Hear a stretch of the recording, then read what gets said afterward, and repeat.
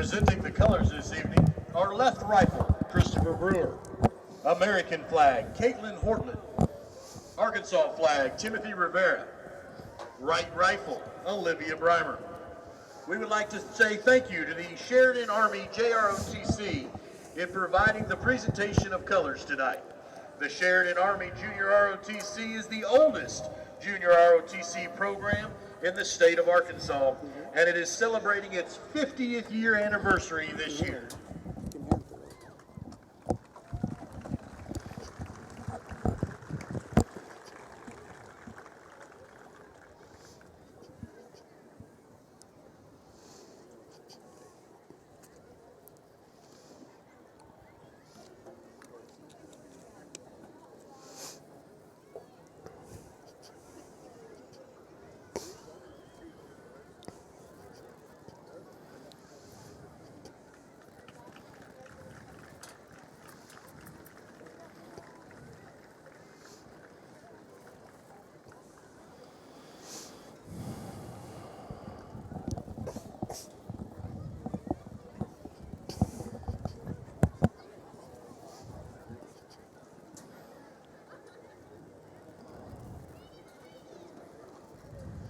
And now for the playing of the Sheridan alma mater.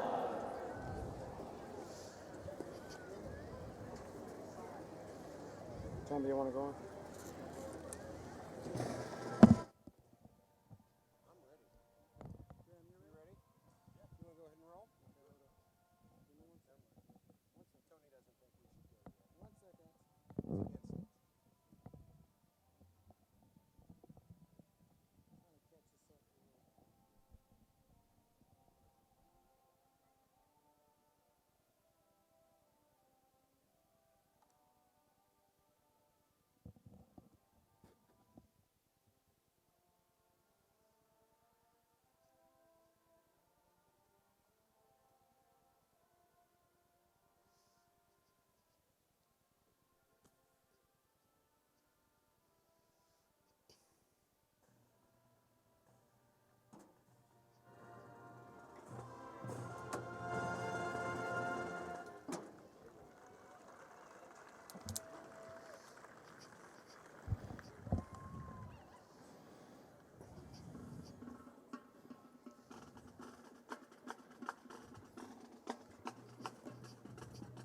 Ladies and gentlemen, let's give another big round of applause to our Sheridan High School band.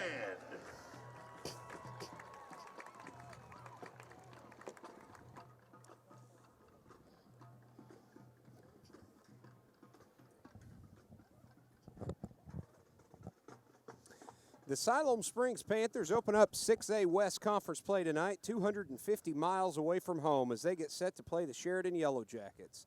With Tony Molina, our tech master, sitting to my right, and Graham Thomas to my left, I'm Dustin Butler. Good evening, and thank you for tuning in tonight as the Panthers look to start conference play off on the right foot with a road victory over Sheridan. Graham, the Panthers should be fresh coming off a bye last week. You would like to think they would be fresh. You know, they had a tough night in Harrison 2 weeks ago and have had plenty of time to prepare for this 6A West Conference opener with the Sheridan Yellowjackets. And from everything I've heard, they've had a good last 2 weeks of preparation. So, you know, you look for them to be ready to go tonight against an improved and tough Sheridan Yellowjackets team.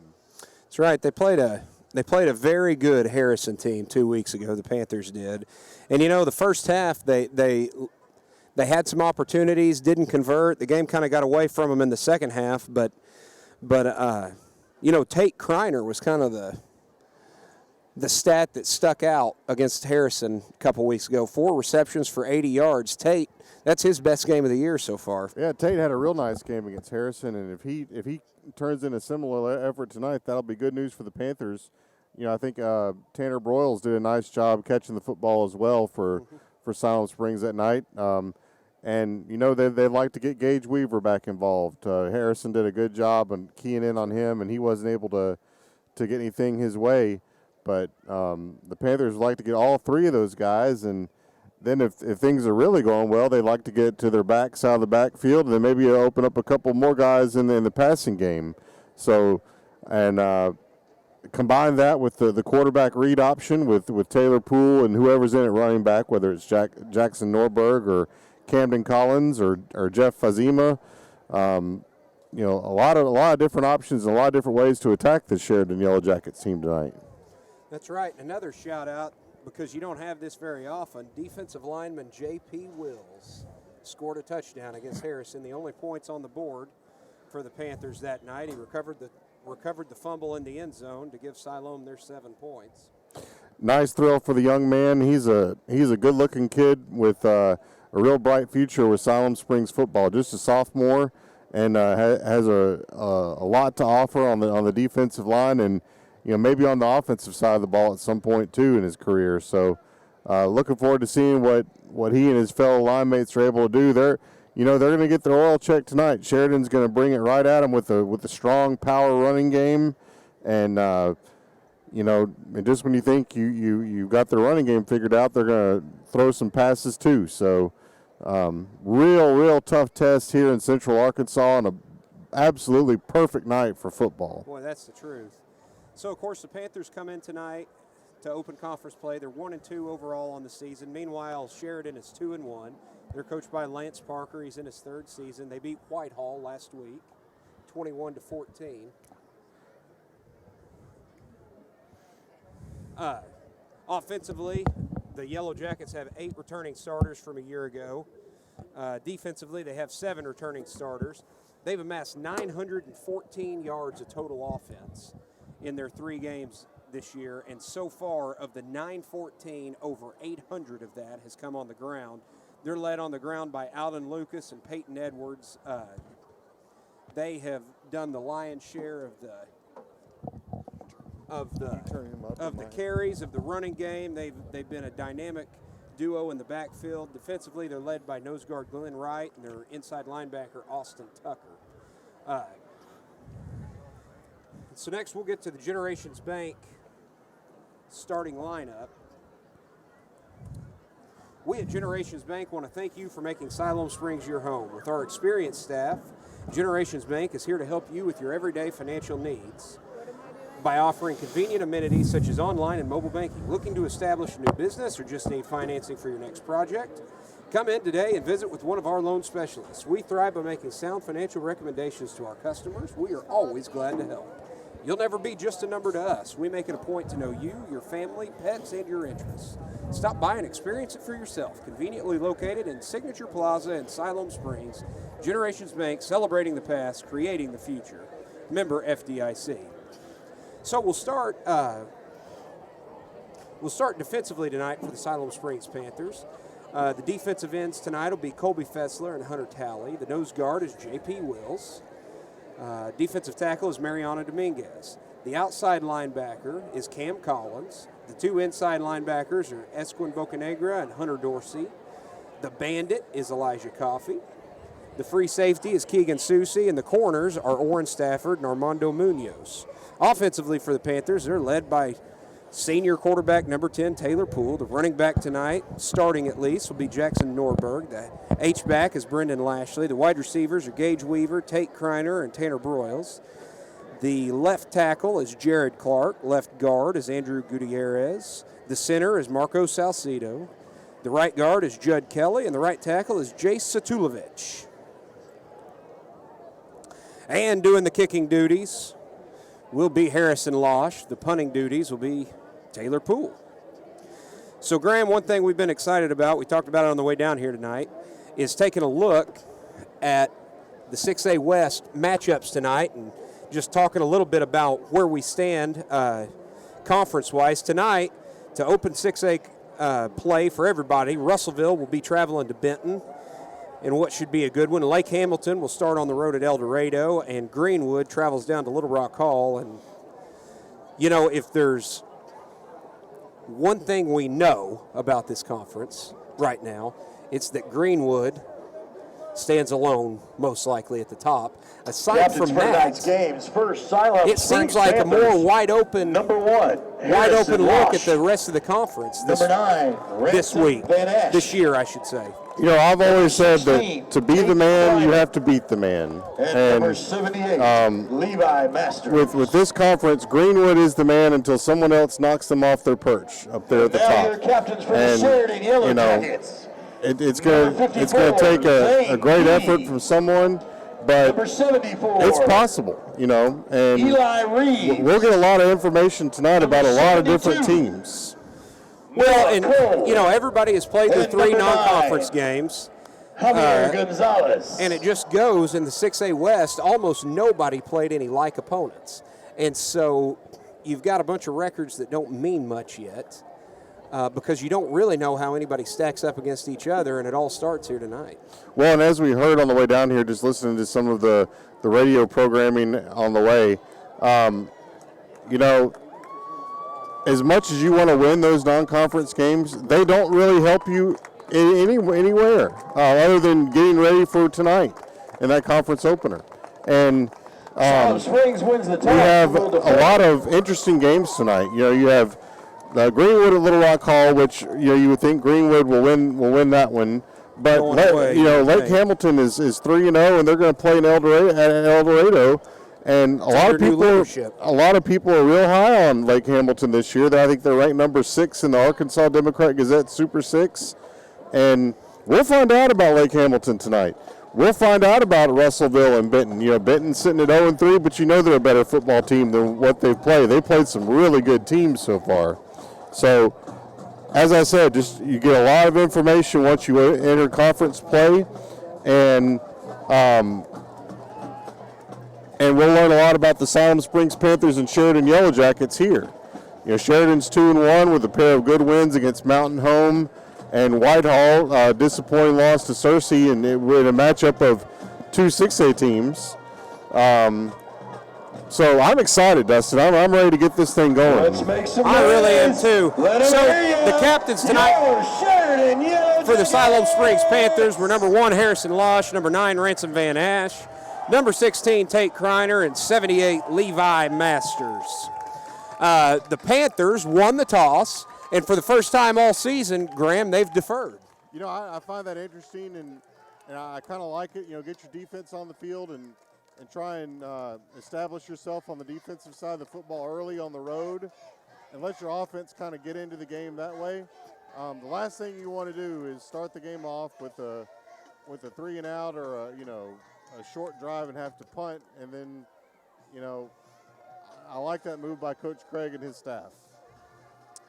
And, of course, we talked about the lion's share of the Sheridan offense through their 3 non-conference games has been on the ground. So the front 7 for the Panthers tonight, it's their job. Shut it down. It seems so far that so the ground game goes, so does Sheridan this season. Sheridan plays a brand of football that I really enjoy. Control the ground, control the clock, control the scoreboard. And if they're able to control the ground, they will in turn control the clock and most likely control the scoreboard. So you want to be able to figure out a way to limit that rushing attack as best you can. So the Panthers will be kicking toward the north end zone as they will defend from our right to left here at Yellowjacket Stadium. Now what you'd really like People's to see Bank here, Stadium. People's Bank Stadium, what you would really like to see here is Harrison Losh put this one right in that blue end zone there and not give them a chance to return this kick. Back to receive deep. You know, it's interesting. There was a lot of wind or a nice breeze through most of pregame. And right now the flag is just totally dead. Opening kick is high end over end. Good job, Taken Harry. in the end zone, a touchback. Great kick for Harrison Losh. Sheridan will take over at their 25. So also, Graham, tonight the Panthers are shaking it up a little bit from a uniform standpoint. They're wearing their white jerseys, maroon bottoms. It's a Silver nice hats. look. It's like a nice look. I like it. You know, gives the kids something to be excited about. I'm sure they were thrilled about it. A lot of different combinations for the Panthers. They can go maroon on maroon or maroon on gray, white on gray, whatever feels nice. Yeah, I like the look. So Sheridan will open up in shotgun formation. 2 receivers on the far side of the field and an H-back, all lined up to that strong side. Handoff taken right side, not a whole lot there. Not a whole lot there. We're on the visitor side. We're much lower to the field than we normally are, Graham. That was 24. Ball is carried by number 24, Alden Lucas. Making the tackle on the play, number 44, Hunter. Hunter Dorsey made the stop. Hunter Dorsey in number And 55. one thing to note here, Dustin, real good to see Dominguez. Thad Wright making the start tonight for the Panthers at inside linebacker. Very welcome addition. Thad hurt himself in soccer. Flag on the play. Flag stops the play at the snap. It'll go against Sheridan. Back him up 5 yards.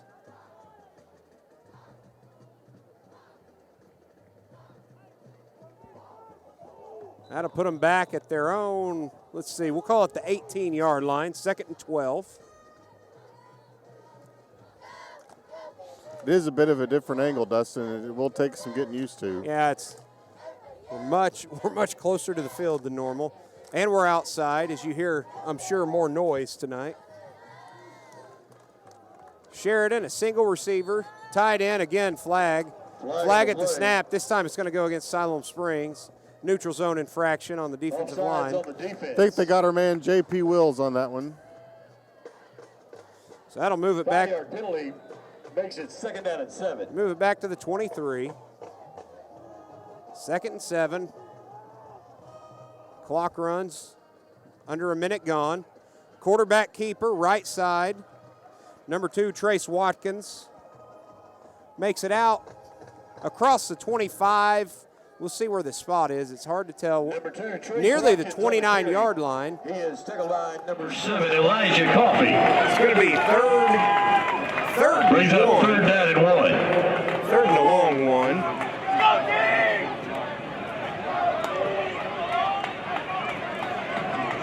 Same formation, single set on the near side, 2 tight ends. From the gun, Watkins will keep it. He gets the first down and a few extra, but he gets stood up shy of the 35-yard line. Good gain, though, for Trace Watkins. Watkins on the carry. Elijah Coffey filled that hole real well there and prevented him from getting a bigger run. There looked like he had a bit of a hole to go through, and Coffey closed it up. So Sheridan moves the chains.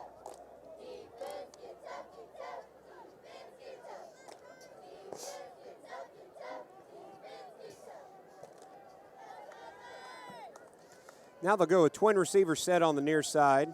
That's the open side of the field. Nobody on the far side. From the gun. Handoff. This time back to Alden Lucas. Lucas falls forward for good yardage. He was hit at the line of scrimmage. Still makes his way up to, 24, Alden Lucas let's on see, the the carry. 38-yard He is line. tackled by number 45, Thad Wright, and number 2, Jackson Norberg. Thad Wright made the stop. A gain of 4, 3-yard 2nd gain and on the play 6. brings up 2nd down and 7. Make it 2nd and 7 on a 3-yard pickup. And Sheridan's going to be real deliberate about this. They're going to take the their time, time. line up, and try and get you. Quarterback keeper, loss on the play. Trace Watkins on the read, kept it. He's going to be bottled up back near the original line of scrimmage, close to the 35-yard line. I think Keandre Westbrook may have been the first one to get there. He is tackled by number 45, Thad Wright, and number Now these are 42, situations the Keandre Yellow Jackets don't like to Westbrook. be in. 3rd and long, that's not their Brings forte. up 3rd down and 9. So they'll mark it at the 36. It'll be 3rd and 9. They've yet to throw a pass here. We'll see what they do on 3rd and long situation. Well, and I think they just brought in Connor Canterbury, and I think he's the guy Sheridan. that they want to have throw balls. That's right, and they burn their first time out, 8:29 to go. We'd like to take this Opening quarter opportunity here to at People's recognize Bank the need Stadium. for sportsmanship. The Yellowjacket Nation, the Sheridan School District welcomes you to Yellowjacket Stadium. This at season, People's Bank Generations Field Bank for will tonight's donate game. $50 One of for the every goals of high turnover school that the Panther athletics is defense learning recovers. Time values. Sportsmanship is one such value that makes these games an educational experience. Remember, be a good sport.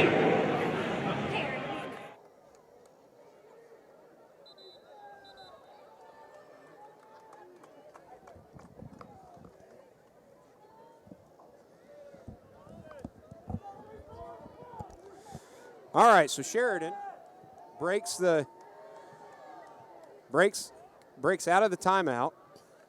3 receiver set. Canterbury on what looked like a busted play throws it over the middle, complete to the tight end for a big gain. 33, Drew Domris into Siloam Springs territory all the way down. What they did there, Dustin, was they faked the toss and then kept the ball and threw it downfield. And it goes for a big gain all the way down to the 36-yard line of the Siloam Springs Panthers. About a 28-yard gain there. Nice little play from the Yellowjackets. Real good design. They knew Siloam was going to be looking for them to run it. They faked the toss and then throw it over the middle. Pistol formation, 2 H-backs. They'll hand it off to the fullback. That time it's number 45, Glenn Wright. Glenn Wright with a good gain.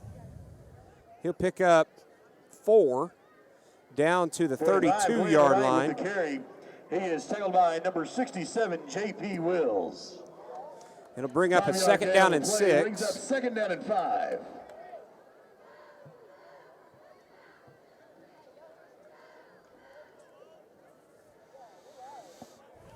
There's some sort of a flag. Sure enough, I never saw it. Flag on the play, backs him up, back to the 36-yard line, so it's back to 1st and 10. Not sure what the call is here. If there's a flag, we can't be 1st and 10. A replay? I don't know. All right, now the officials are gonna stop it and decide what they're gonna do here. Yeah, I'm not. Is it a 4-yard gain? Is it a loss? What is it?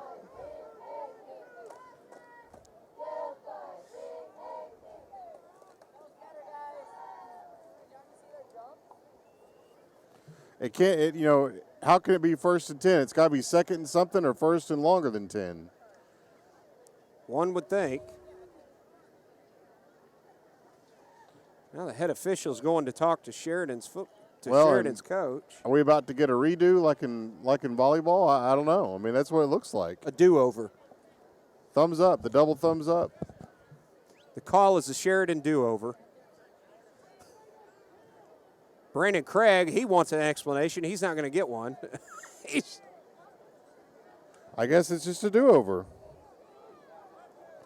No, I guess they're saying there was no play. And now here comes the line judge coming back in. Now they're going to talk about it again. I think, either there was a play or there wasn't a play. I think that's what Coach Craig is telling them. It can't be 1st and 10.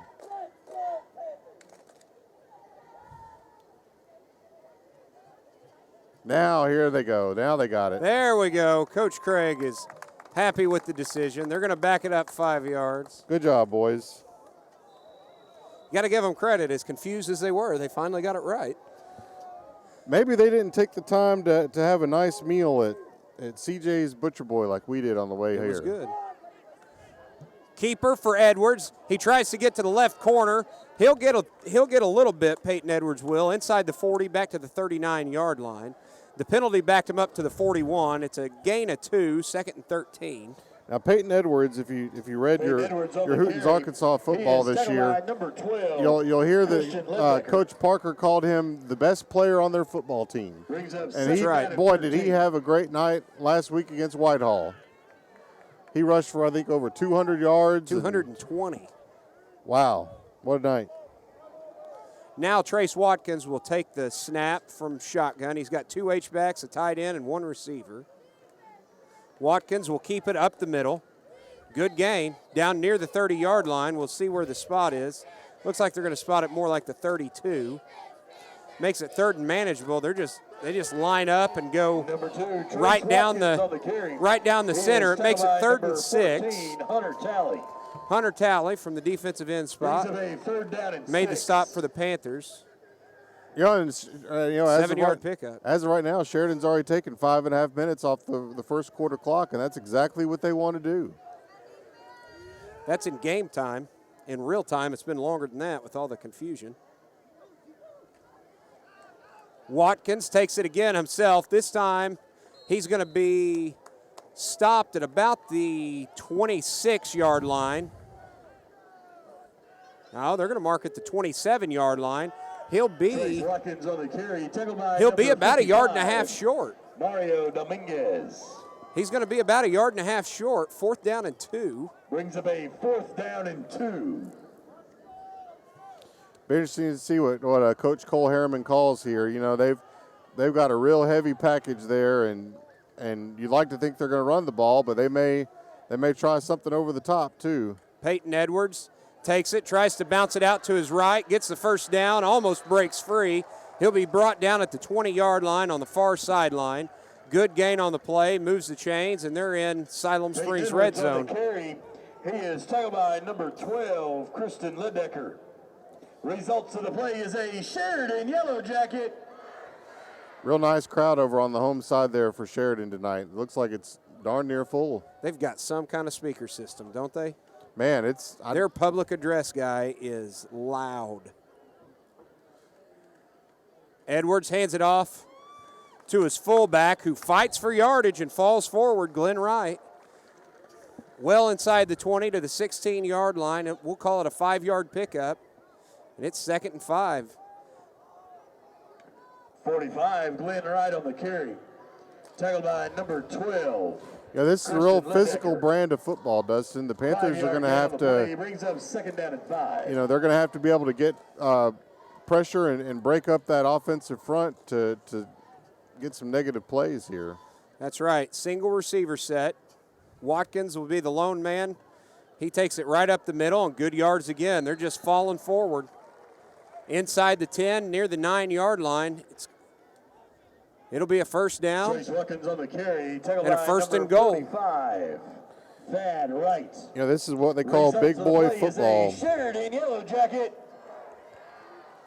1st and goal for Sheridan, just inside the Siloam Springs 10. Here it comes. Let's see if you can stop Ball is it. placed on the 9-yard line. 1st and goal, Sheridan. Trace Watkins again. He'll have 2 H-backs. Watkins keeps it, takes it left side, has a hole, touchdown, Sheridan. Touchdown, Sheridan. No flags on the play, and the Yellowjackets have taken a 6-0 lead over the Siloam Springs Panthers. Trace Watkins on the carry. On a drive that took 7 minutes and 49 seconds off the clock. Real impressive drive for Sheridan there, Dustin. They just lined up and rammed it down the Panthers' throats. Javier Gonzalez, right-footed kicker. Wasn't exceptionally high, but he makes it through the uprights. It's 7-0 Yellowjackets. The tip is good. Ball was kicked by number 9, Javier Gonzalez. And our score with 4 minutes and 11 seconds remaining in the first quarter.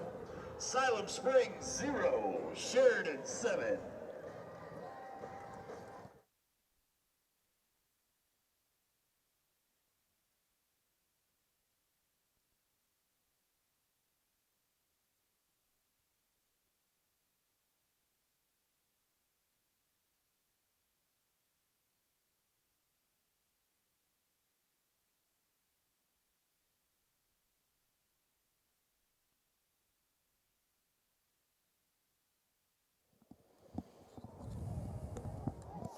Well, Graham, what's going to be important now is Panthers have to answer. That's exactly right. Defense has been on the field a long time. Siloam Springs needs a drive of some kind. Give their defensive guys a breather. You know, it's been warm here in Sheridan today. It's cooled off now that sunset, down to about 80, 82 degrees, but it's. Yeah. You know, a couple key plays there. Obviously, the long pass on 3rd and long, and short squib kick taken at the 19-yard line. Up across the 35, still on his feet to the 36-yard line, is Elijah Coffey. Good return for Elijah Coffey. About a 17-yard return. He is tackled by number 45, Glenn Wright. So the Panthers take the field offensively for the first time. Ball is placed on the 36-yard line. 1st and 10, Panthers. Taylor Poole will command his unit. Ball will be on the left hash. That brings the open side of the field near us and near the Panther bench. they move toward the north end zone. Twin receivers on both sides and an H-back. Taylor Poole reads, keeps it, falls forward, back to the line of scrimmage, and that's it. Looked like that was a design run all the way. Sheridan played it well and got a hand on Taylor's feet as he was trying to get through the hole. Harper Thornton. No gain on the play, makes it 2nd down and 10. Now the Panthers will run twin stacks on both sides. Norberg in the backfield. He'll go out of the backfield. Poole looks to throw, avoids pressure, throws it behind his receiver. Tate Kreiner up at the 45-yard line. And to be honest with you, Taylor Poole had to get it out quick. He had pressure quickly. Yeah, Sheridan has I think I read 4 3-year starters returning on defense, and a couple of those guys were on the Hooten super team, and they were in his face these first 2 plays. So now it's 3rd and long. Let your defense hear you. Let's make some noise. Twin receivers on the near side, lone set on the high side. Play action. Poole looking deep for Oren Stafford, overthrows his man. Overthrows Oren Stafford, and it's 3 and out for the Panthers. Pass is incomplete, intended for number 8, Oren Stafford. 4th down. 3 and out. Taylor Poole stay on the field to punt it away for the Panthers. That's not the offensive start Siloam Springs needed. No, that is not. Now they're going to show like they're going to go for it here. Taylor Poole trying a hard count. Now he'll back up to punt it away. And this has been an area of concern a little bit for the Panthers early on. His punt's low, end over end, takes a Siloam Springs bounce, fielded at about the 22-yard line. He's got room to run. Far side still on his feet and steps out of bounds at the 35 is number 8, Ethan White. Number 8, about a 15 White with the return. About a 15-yard return for White. Out near the 35-yard line. And now that Siloam Springs defense was off the field for 1 minute. And now they've got to dig down and get a stop. Yeah, this is what happens when you play a team like this. You got to cash in on your opportunities, and they're going to come back out and try and do the same thing they did last time. So far, it's still early, and it's just a 7-0 Sheridan lead, but they've dominated the line of scrimmage here in the early going. They really have. In the trenches, they've been both sides of the ball. But as you said, it is still early, and got a long way to go here. On the 34-yard line. In 2 of the 3 games they played, Sheridan's gotten out to 14-0 leads. So they've typically been a fast starting team against Siloam. Peyton Edwards takes it across the right side, juking and jiving, picks up first down out near midfield. Finally brought down on the far sideline. I believe it was Westbrook there for the Panthers. He gets all the way out to the number 26, 48. On the carry. He is tackled by number 14, Hunter Talley. Results of the play is a Sheridan Yellowjacket. Nice run there by Edwards. You can see why the coaches are high on him. This time it's Watkins. He goes right up the middle. Not a whole lot there. He'll get right to midfield to the 50-yard line, right near the Yellowjacket. What do you call that? The Yellowjacket. I call it the 50. On the carry. Tailed by number 42, Keandre. Nobody owns the 50s. The Yellowjacket logo is what I meant to say. Oh, right near yeah? the Yellowjacket logo at midfield. Ball shaded toward the right hash. Right below as they the move stinger toward because it's upside down on this end. That's right. Single receiver this time. Watkins will take the snap. Takes it near side. He's got room to run. He's at the 30, the 20, 10. It's a foot race. Elijah Coffey won't catch him. Touchdown, Trace Watkins. And it is a 13-0 Sheridan lead. And Siloam Springs has their backs against the wall with a minute 58 to go in the opening quarter. Kind of like an old single wing play there. He just, direct snap to the quarterback, and he ran around the end for the touchdown.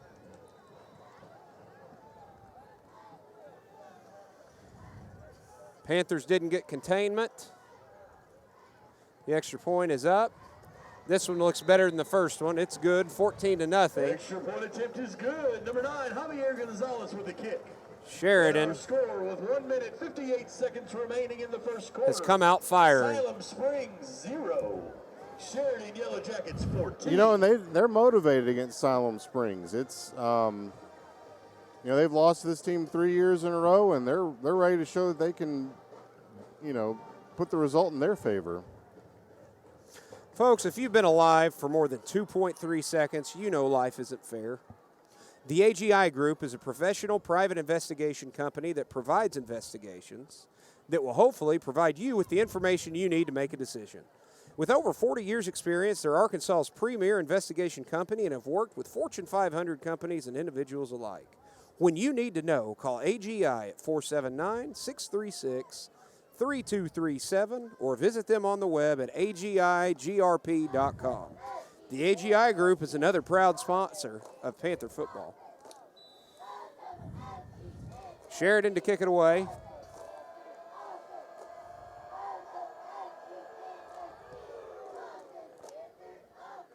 Low line drive taken by Gage Weaver at the 18 on the far side. He'll get up over the 30. Fumble on the play, it appears. Siloam Springs will retain possession on the far sideline, right at the 34-yard line. That's a big relief for a Panther fan there. Yeah, you can't Last thing they needed was a turnover right there. Ball was fumbled out of bounds. Siloam Springs retains possession. Will be 1st and 10 from the 34-yard line. Minute 52 to go, opening quarter. Sheridan, 14-0. Trips on the near side as they jumble. Lone man on the far side. Norberg in the backfield. Norberg takes the handoff, brings it near side. Has room to run across the 40, up to the 45-yard line. An 11-yard pickup and a first down. Good run for Jackson Norberg. Real nice run for Jackson there. Maybe that'll help get the Panthers settled down and moving offensively.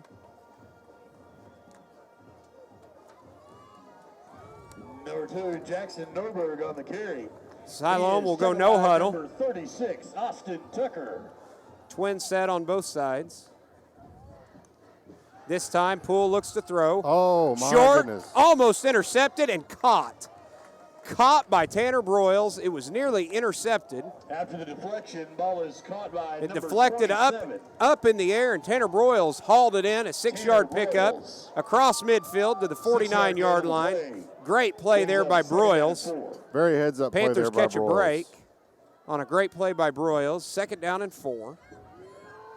Panthers across midfield for the first time at the Sheridan 49.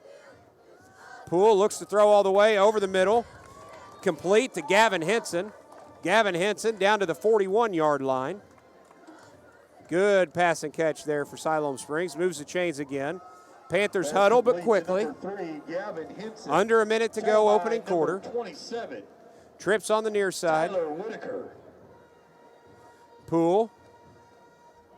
He'll go to Jackson Norberg again. No, this time it's Cam Collins, rather. Collins, not a whole lot there, inside the Ball 40. is carried by number 5, Camden Collins. Tackled by number 27, Tyler Whitaker. They'll mark it at the 39. A Ball is 2-yard placed on pickup, the 2nd and 8. line, brings up 2nd down and 8. Panthers could let this expire. There's 22 seconds on the play clock. I'm sorry, 18 on the game clock, 22 on the play clock. Twin receivers tied in. Collins in the backfield. Collins up the middle, room to run, down near the 30 at the 31-yard line. It'll be near first down yardage. That'll bring an end to the first quarter. Camden Collins on the carry, tackled by number 37. Clock stops at the 5-second mark Irvin. while they move the chains. First Ball down, is placed Panthers. on the 31 And that's the end of the yard line. first quarter of 1st and 10, action. The Siloam Panther Springs. offense is finally moving. But after That's one, the it's end of all the first Sheridan, quarter. 14-0. You're listening Our score, and watching Siloam Siloam Springs Springs 0. football on YouTube. Sheridan 14.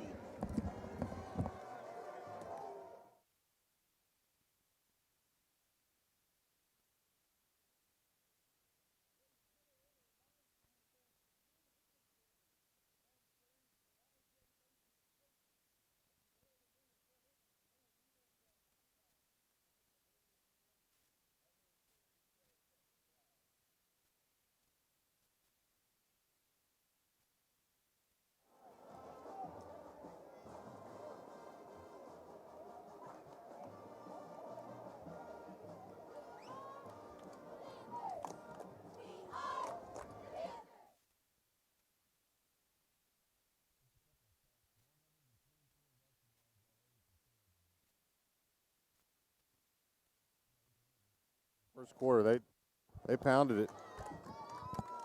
So, Graham, how many rushing yards? 124 rushing yards. 124 first quarter rushing on yards 15 for Sheridan. carries. Now, a big chunk of that came on that big run by Watkins. Panthers offense is moving the ball, though. They start the second quarter at the Sheridan 31, 4-receiver set, trips on the near side. Poole looks to throw all the way. This time he's got time. He'll air it out deep looking for Tate Kreiner, and Tate Kreiner was covered up well. Ball falls incomplete.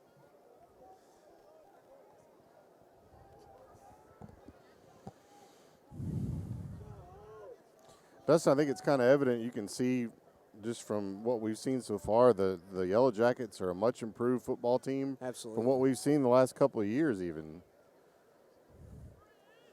Panthers on 2nd and 10. Again, trips on the near side.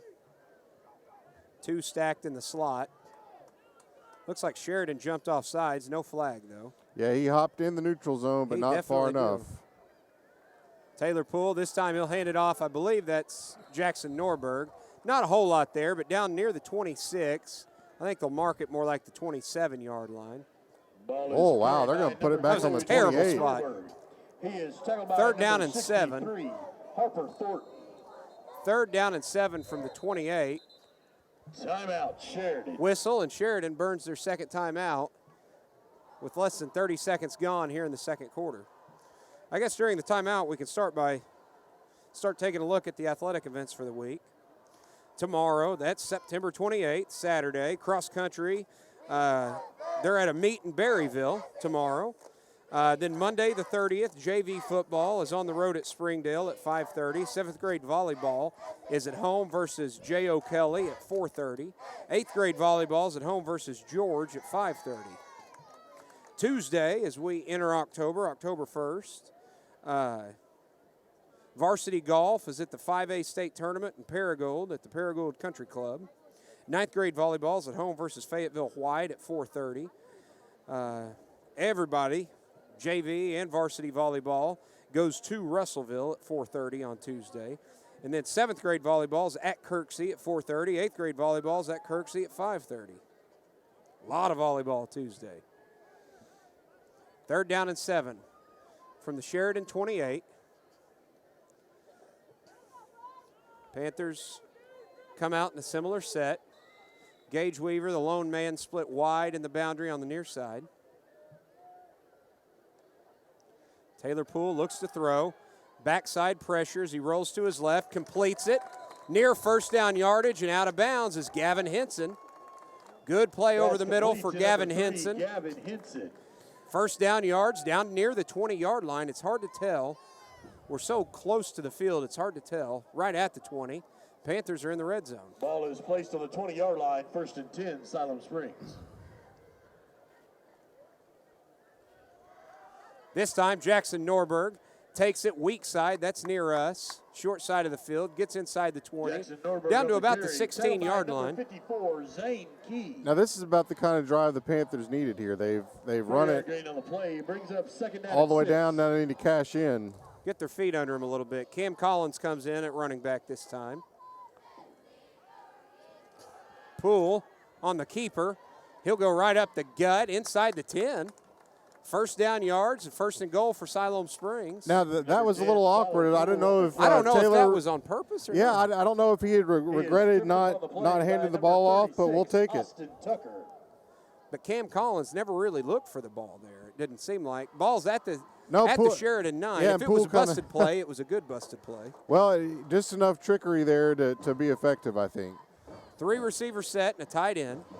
Collins still in the backfield with Poole. This time, Collins takes the handoff, tries to roll to his left. He'll get a yard, but that's it. Good play defensively. Big defensive tackle there. Number 5, Camden Collins on the carry. See, that's He has 74, been at the line Ethan of Barnett. scrimmage by number 74, Eli Reeves, and number 46, Dylan Palmer. Panthers 2nd and goal from the Sheridan 8. 2nd down and goal. Tanner Broyles split wide in the boundary on the far side of the field. Now Norberg goes in motion out of the backfield. Panthers go to him. He has to dive forward, and he catches it for a loss. He has to dive forward, catches it at the 10. To number 2, Jackson Nurburg. Well, they'll mark it at the 9 for a loss of 1. That was not how that was designed. No, No gain on the play. it was a long throw to begin with. It was. And, it was short, and Norberg, had to dive to be able to get a hand on it, and Hauled it in. Good catch, but loss of a yard. Twin receivers on both sides. Short side of the field is to Poole's right. Poole on the read. He keeps it, has room to run. He's in there. Somehow scores. Touchdown, Siloam Springs. It looked like he was going to be stopped at about the 5-yard line. It kind of bounced off. Gets in. Taylor Poole scores. Siloam Springs is on the board, 14-6, with 9:15 to go in the quarter, and the Panther offense did exactly what they had to do, down 14.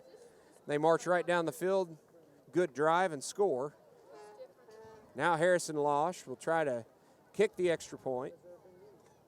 Right-footed kicker. Elijah Coffey to hold. Good snap. Great kick, and it's 14-7. We'll keep looking at the athletic events for the week. Thursday, October the 3rd. We've got a lot going on Thursday the 3rd. 7th grade football is at Lakeside at 4:45. 8th grade football is at Lakeside at 6:15. 9th grade football follows at 7:45. 7th grade volleyball is at home versus Hellstern at 4:30. 8th grade volleyball is at home versus Central at 5:30. 9th grade volleyball is at home versus Central at 6:30. And then both JV squads and the varsity volleyball on Thursday the 3rd is on the road at BB. That all begins at 5 p.m. Woo! it's a busy time of year, man. It's tough to keep up at times. These coaches do a good job of reporting in and helping us keep track of everything, and then a lot of kudos go to Julie Kelly, who helps post some of this stuff on social media as well. And a big thank you to Julie Kelly and Athletic Director Coach Ken Harriman for helping us get prepared each week. Kick is short and a fair catch called for at the 30-yard line. By design, it was a sky kick from Harrison Losh. Number 7, Colin Canterbury on the catch. Then Friday, a week from today, it is homecoming at Panther Stadium. The homecoming assembly starts at 12:10 in the Panther Activity Center next Friday. The homecoming parade will follow at 1:30 p.m. That's downtown. The homecoming pep rally will be at 2:35 at Memorial Park. The homecoming coronation will start at 6:25 at Panther Stadium before the game, and then the Panthers will square off against the Benton Panthers at 7 o'clock. Quarterback keeper this time, he doesn't get the outside. Number 2, Trace Watkins, I think he'll be slung for a loss. Dustin, it's real simple for the Panthers. They've got to be able to slow them down. And they'll call it at the line of scrimmage. It's not like Sheridan's going to try and, start throwing it every down on them. They're going to try and run that football. It's coming. Get ready for it. And, they've thrown one pass tonight. Watkins will take the snap. This time he hands it off to 24, Alden Lucas. Lucas up the middle. Good gain for Alden.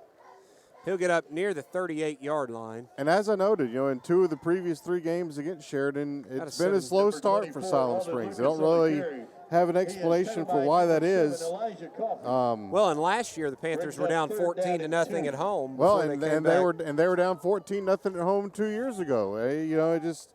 It just kind of happens that way sometimes. So 3rd down and 2. Siloam Springs defense trying to get off the field. 1 receiver for Sheridan.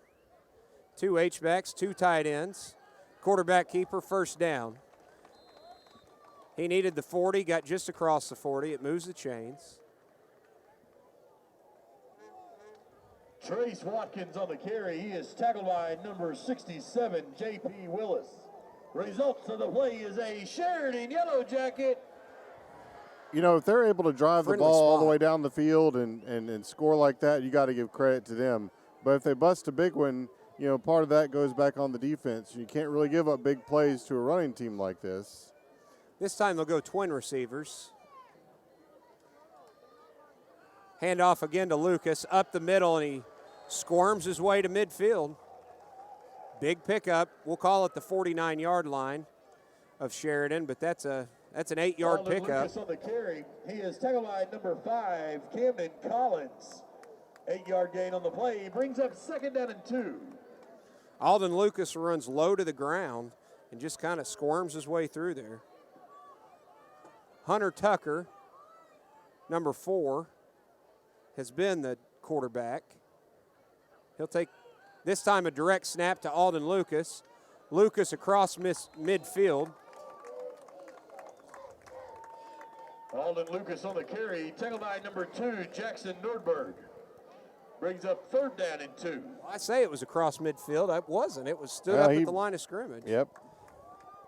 I thought maybe they were going to mark him for a loss there. I was looking at the official. Did you see the official in the secondary had a flag in his hand, almost threw it, and then put it back in his No, I missed that one somehow. 3rd down and 2 from their own 49-yard line.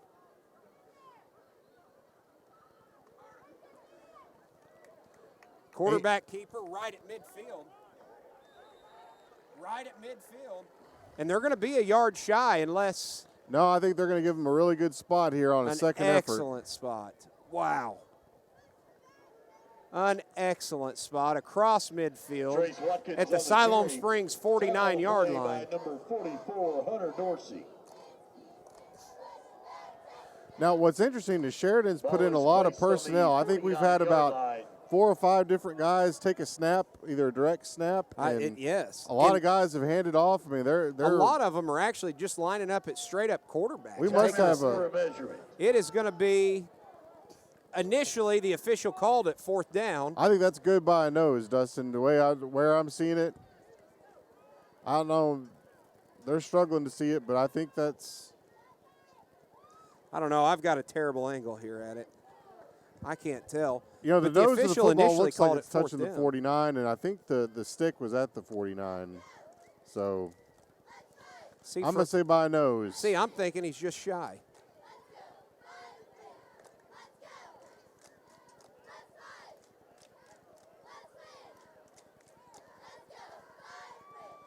Huh. How about that? It is 4th down and about 2 inches. Measurement comes up just short. Right across midfield in Siloam Springs territory. The ball is just barely shy of the 49-yard line. The way the Sheridan offense has moved the ball in the early going. Be really nice to get a false start right here. It really would. Push that back to about a 4th and 6. So the offense stays on the field, hurries to the line of scrimmage. 6:06 to play, opening half here in Sheridan. I believe it's Watkins lined up at the quarterback this time. He'll take the shotgun snap. He's got the 1st down, no problem. 1st down, no problem. They got a good hole for him right over the center's rear, down to about the 47-yard line, and that's all it took.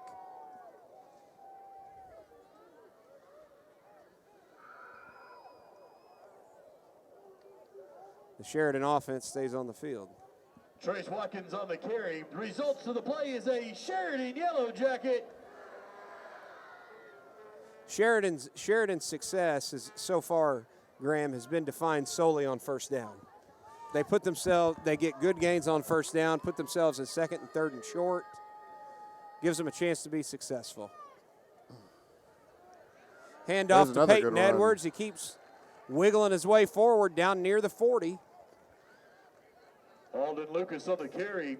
He is tackled by number 14, Hunter Talley. Hunter Talley made the stop. 8-yard gain on the play. Brings up 2nd down and 2. They're going to mark it just outside the 40 at the 41. You know, I thought he was on the 40, and they put him back at the 41. So it'll be 2nd and 2, but a big gain on 1st down. Peyton Edwards this time looks as if he'll take the snap. Takes it right up the center. He has 1st down across the 35, down to the 33-yard line, and the chains move again. Peyton Edwards on the carry. He is tackled by number 67, J.P. Wills. Results of the play is a Sheridan Yellow Jacket. You know, folks, this is a different brand of football in high school anymore. You don't see a lot of this on a day-to-day basis. You see a lot of teams spreading it out. They may spread out and try and run the ball, but Sheridan, they've got 10 out of 11 guys right there inside the box. That's right. All but one lone receiver out on the near side. They're running 2 tight ends, 2 H-backs. This time it's Watkins. Watkins takes it left side, tries to hurdle the defender. Doesn't get a whole lot there. Down, it looks like it's going to be at about the 31-yard Trace line. Watkins on the carry, tackled by number 7, Elijah Coffey. Now they're going to mark it at the 32. 1 yard gain on the play brings up 2nd down and 9. So pick up a 1, 2nd and 9.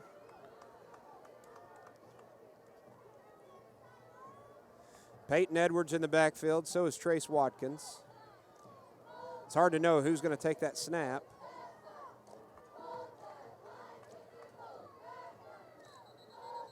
Now a whistle before the snap. This is probably a good timeout here for Siloam Springs. Panthers will burn their first timeout with 3:39 to go here in the opening half, trailing by 7. Then to round out the athletic events for the week, Saturday the 5th, that's a week from tomorrow, 9th grade volleyball is at the Alma tournament next Saturday, and then cross country is at the Chili Pepper meet in Fayetteville. That's always a big one, isn't it, Graham? Oh man, I've never been to it personally, but you hear stories. Just the mobs of people over there at Agri Park, and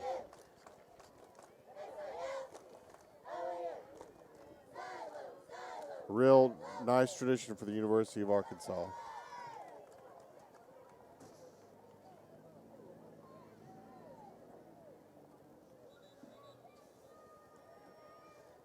Panthers need a stop. They finally have the Yellowjackets in a 2nd down and long situation. 2nd and 9. Trace Watkins will take the snap, keep it himself up the middle, finds a hole, wiggles down near the 25. I think they're going to spot it at the 26-yard line. Tackled by number 8, Oren Stafford. So it's a gain of 5 down. Gain of 5 on the play. Makes it Brings up 3rd down and 4 at the 20, just inside the 27-yard line.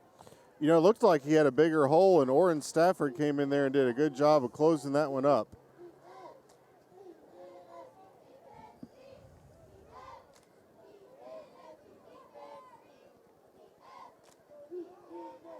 Watkins again to take the snap from the gun.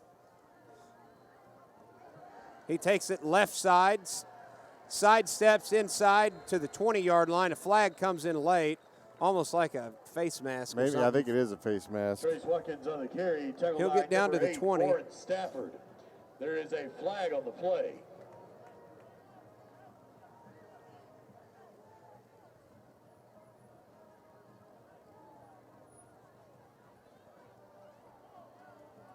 It'll go against Siloam Springs, face mask. Half the distance of the goal. Face mask on the defense. Half the distance After of the the goal. play and after the It'll be penalty, 1st the and goal results from of the play 10. is a Sheridan Yellow Jacket. 1st and goal Sheridan from the Siloam Springs 10.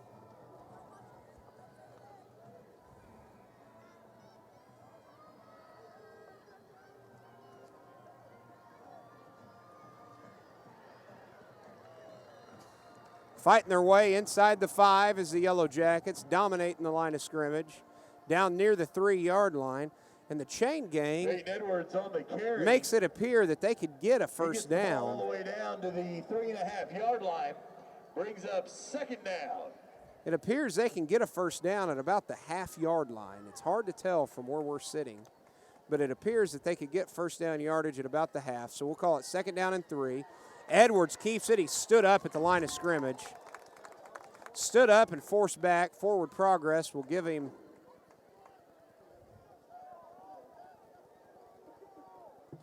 No gain on the play. will give him Brings the up line 3rd of scrimmage, down. and that's it. But now it's 3rd down and 3 Again, they could get a first down, it looks like, at about the half-yard line. Clock ticks, 1:40 to go, opening half.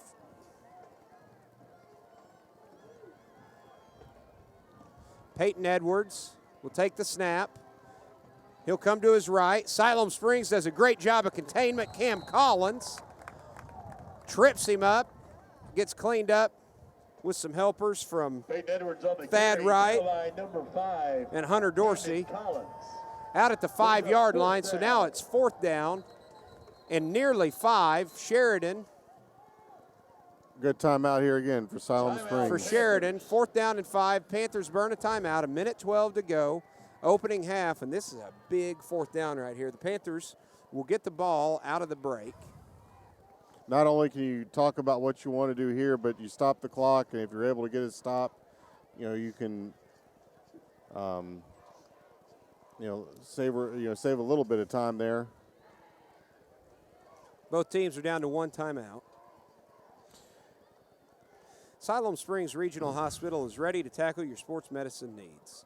With the skill and experience of Dr. Matthew Coker, Siloam Springs Regional Hospital is your convenient choice for advanced orthopedic services, and you don't have to go far from home. If you ever get sidelined by a broken bone, sports injury, painful joint, or severe sprain, Dr. Coker and our entire team are ready to help you get back in the game. For more information, call 479-215-3124. Or visit ssrh.net. They're going to kick a field goal. It'll be about a 27-yarder. And it's blocked. Blocked by the Siloam Springs Panthers, and they get a stop. Not only was it blocked, but it was blocked at the numbers. Panthers got penetration quickly. Good job by Siloam Springs there. Blocked the kick. Panthers hold. And if Siloam Springs comes back to win this game, you might be able to point to that play right there as a big, big stop. For and also it moves the ball back out to the 20, so you're not facing your own end zone anymore. So 1:07 to work with. Panthers have 1 timeout, so does Sheridan. Taylor Poole from the gun.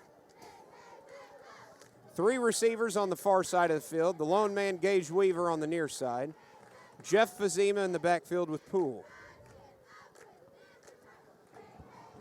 Poole hands it off to Fazima. Fazima picks up 2, maybe 3, out to the 23-yard line, maybe. Little hurry up here for the Panthers. Panthers will go no huddle. Quickly to the line of scrimmage, 3-yard pickup, 2nd down and 7. And I like the idea here. Maybe Jeff's the guy who, if he can get behind him, he can bust one here. Number 54, Zane Key. Poole looks to throw this time over the middle and in and out of the hands of Oren Stafford. Stafford looked to run before he caught the ball. He had room. That stops the clock. 40 seconds to go.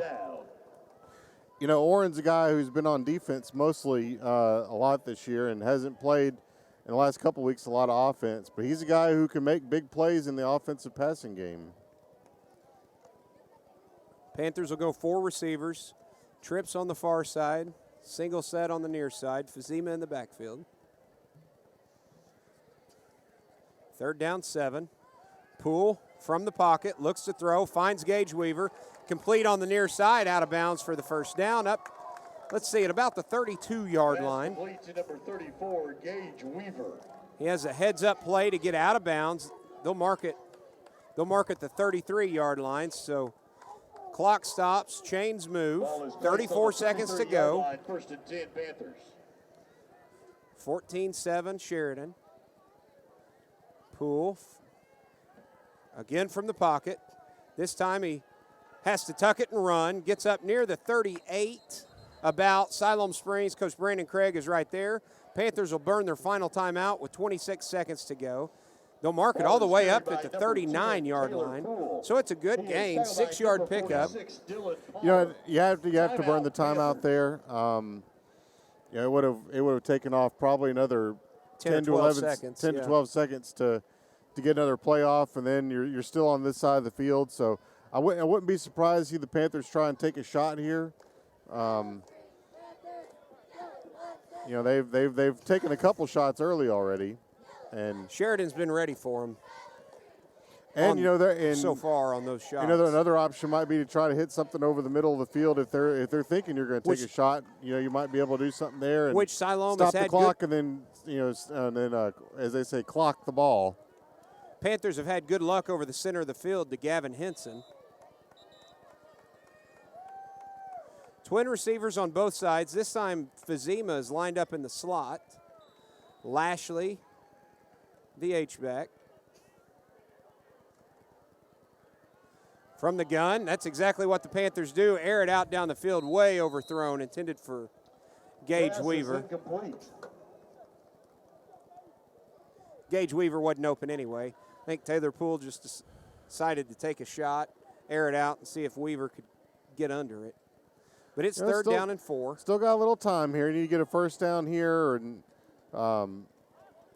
try to extend the drive as long as you can. From the 39, 21 seconds to go in the quarter, 21 seconds to go in the half. 3 receiver set, this time Fazima in the backfield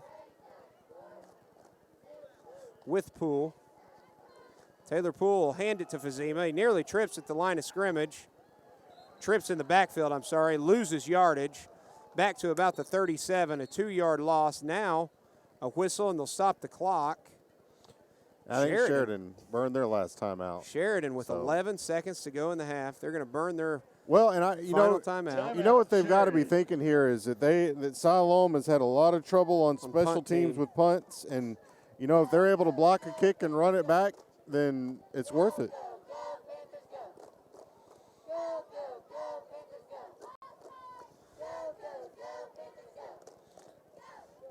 So on the loss, it'll make it 4th down and 5 from the 38.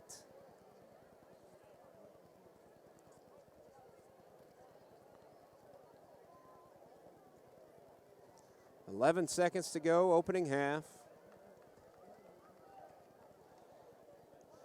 Panthers trying to claw their way back into it, 14-7. Siloam Springs will line up in punt formation straight out of the timeout. I don't think you'll see the rugby-style punt here. I think he'll just try to get it off and get it down the field as quick as he can. Nobody back for Sheridan to receive the punt. Looks as if they're going to rush 8. They don't all come. Taylor Poole got the punt off. Wasn't great punt protection. He got it off. It took a good Siloam Springs bounce. The half ends as the ball rolls to a stop at the 15-yard line. And at the half, Siloam Springs trails the Sheridan Yellowjackets by a score of 14-7. We'll take an extended halftime break. We'll come back at about the 6 to 7 minute mark with the Herald Leader halftime show and first half stats with Graham Thomas. You're listening to Siloam Springs Football on YouTube.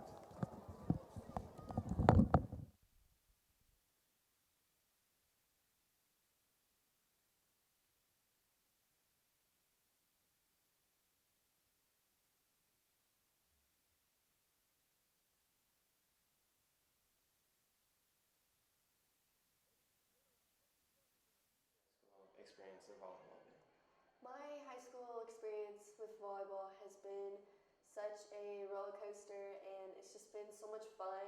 There's there's some downs, but there's so many ups, and it's just been such a great experience throughout my 4 years of playing volleyball. It's been the best experience. It's been great. Senior year, it's the last year in high school. It means, you just cherish every moment you have and just have fun your senior year. You get a lot of privileges being a senior athlete, seniority over a lot of people, and that's a lot of fun. It just makes you cherish a lot of your first experiences that you had. And it's just a lot of fun, and I love it. So. That's amazing. Seniority does not exist. Seniority does exist. My experience from moving from my old school to this school, like halfway through my high school year, has been nothing but support and love from the school and from my volleyball family. I feel so at home here, and it's just it's even better than my old school. Volleyball means to me having the courage to do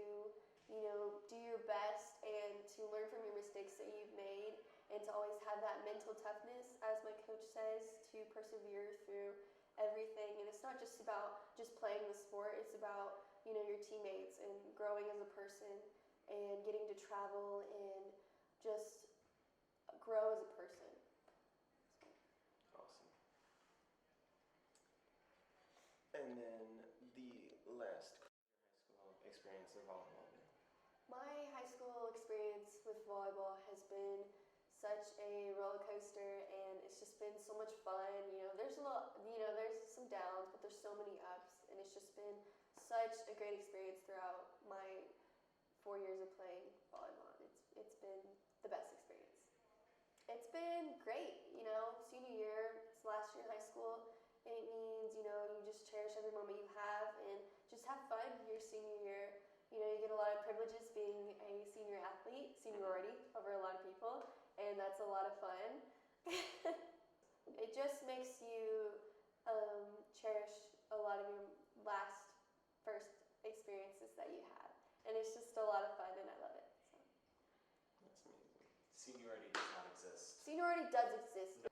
My experience from moving from my old school to this school, like halfway through my high school year, has been nothing but support and love from the school and from my volleyball family. I feel so at home here, and it's just like, it's even better than my old school. Volleyball means to me having the courage to do your best and to learn from your mistakes that you've made, and to always have that mental toughness, as my coach says, to persevere through everything. And it's not just about just playing the sport, it's about, you know, your teammates and growing as a person and getting to travel and just grow as a person. Awesome. And then the last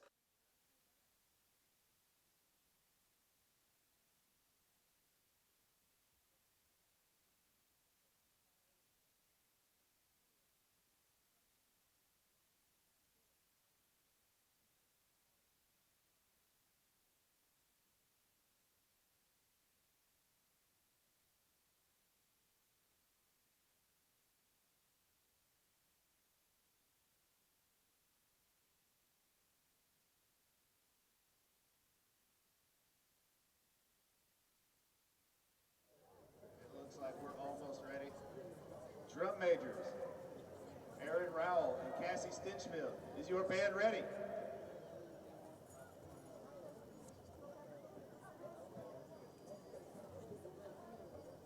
Please join me in welcoming your Yellowjacket band.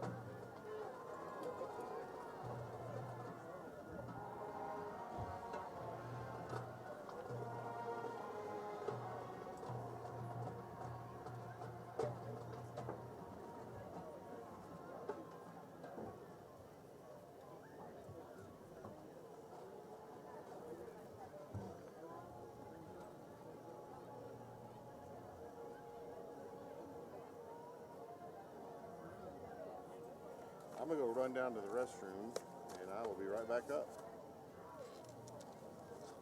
Okay.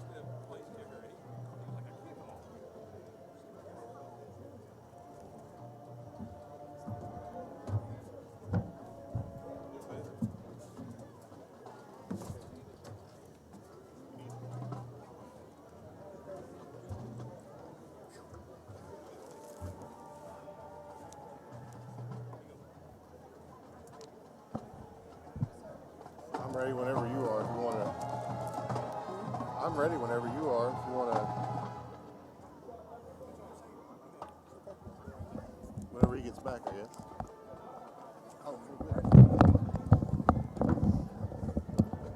We welcome you back in for the Herald Leader halftime show with the managing editor of the Herald Leader and also my partner in crime on the broadcast this year, and it's been awesome so far. I enjoy every minute of it.